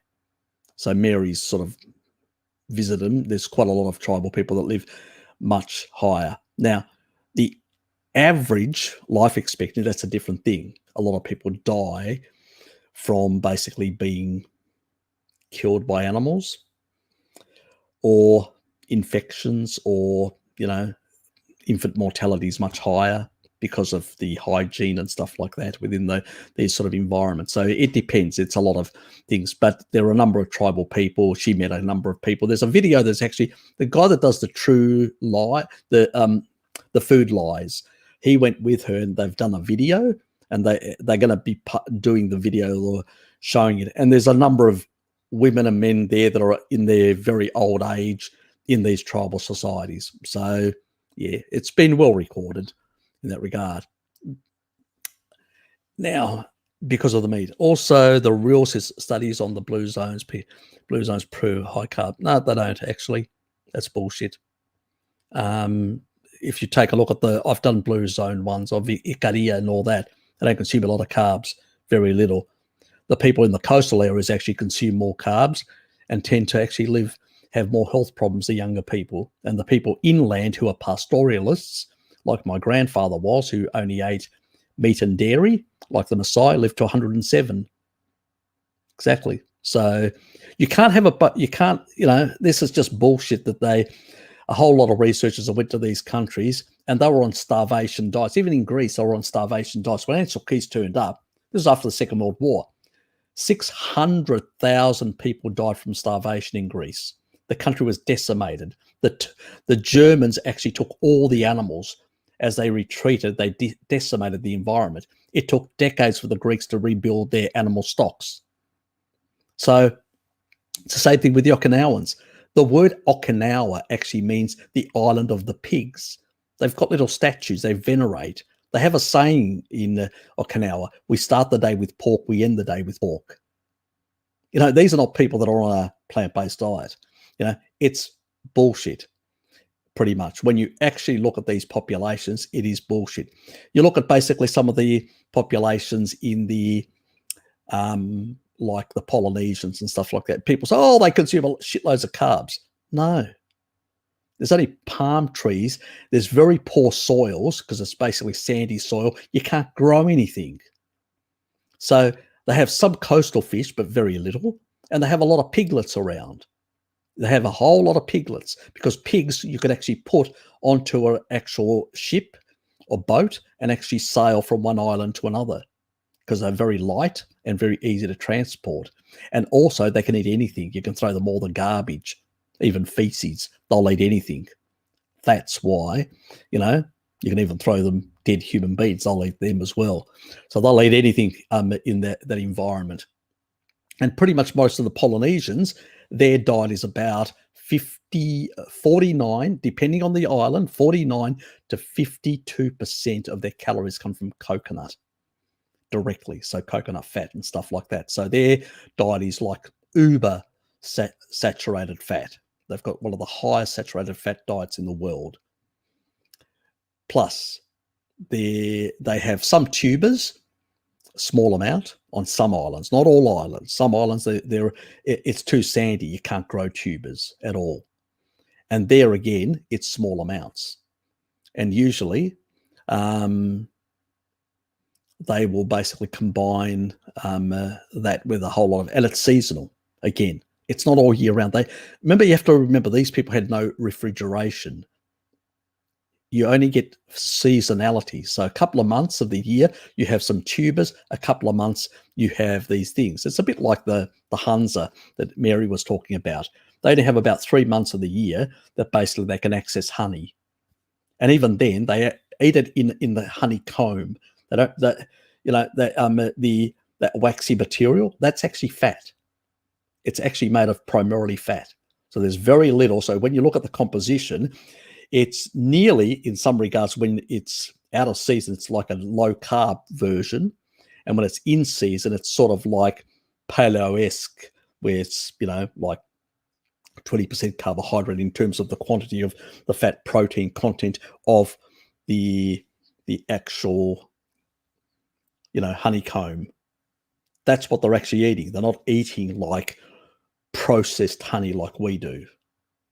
Completely different. This is why you have to understand the actual environment you're in, mate.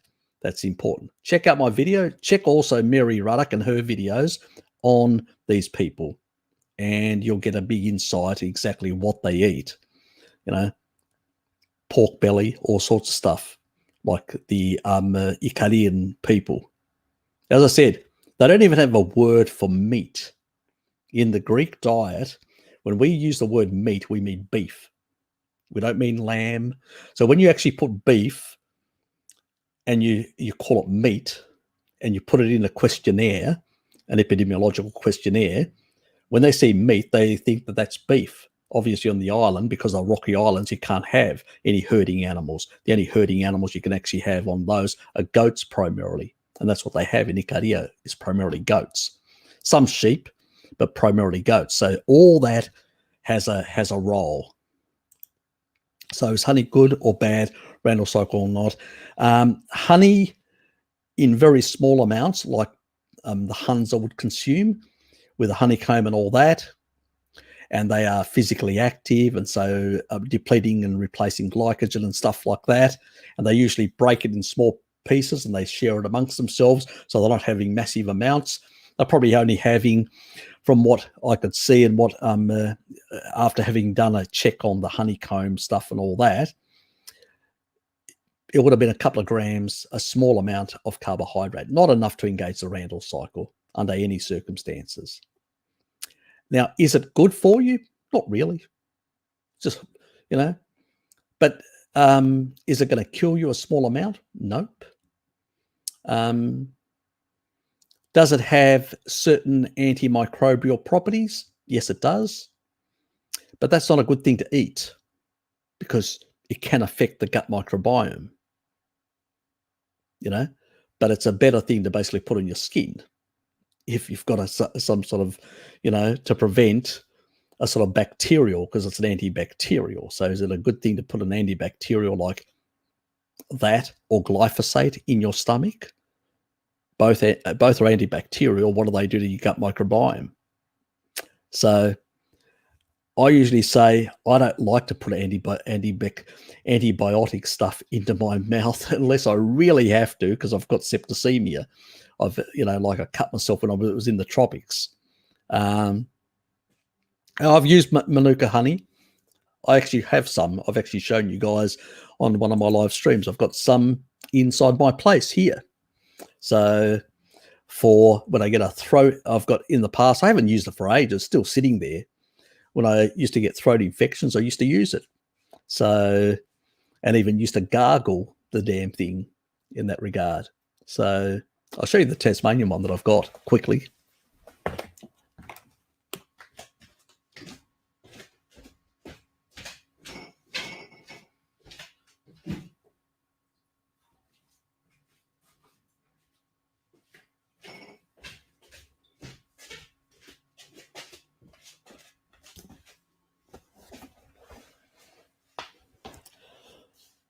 And you can see the Tassie Devil on it as well. It's from Bruny Island, which is a small island to the south of Hobart. So that's 300 plus. So yes, in that regard.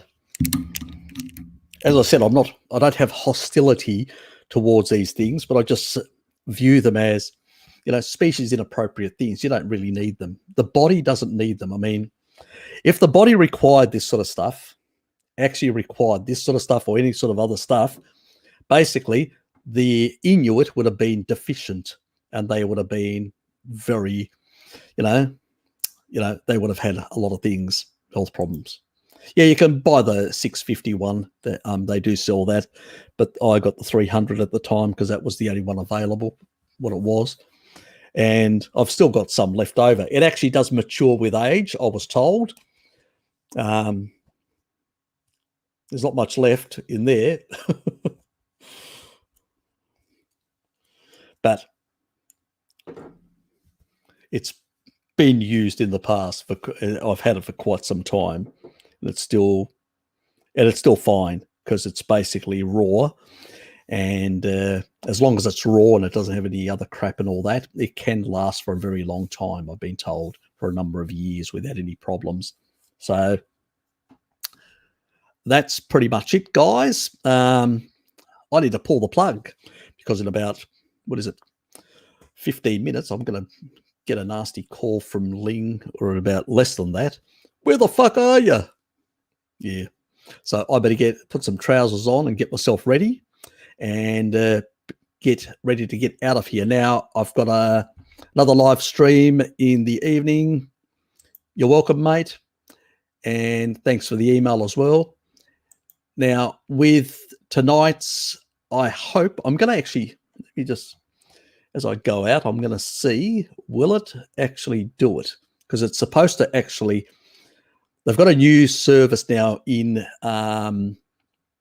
they've actually added a, what is it? I can't even remember. What was it? Anyway, I can't remember. And they've got a new thing which basically what it does is it allows you to link one to the other. So you're welcome, mate. But I want to see whether it actually does it or not, whether it bloody works.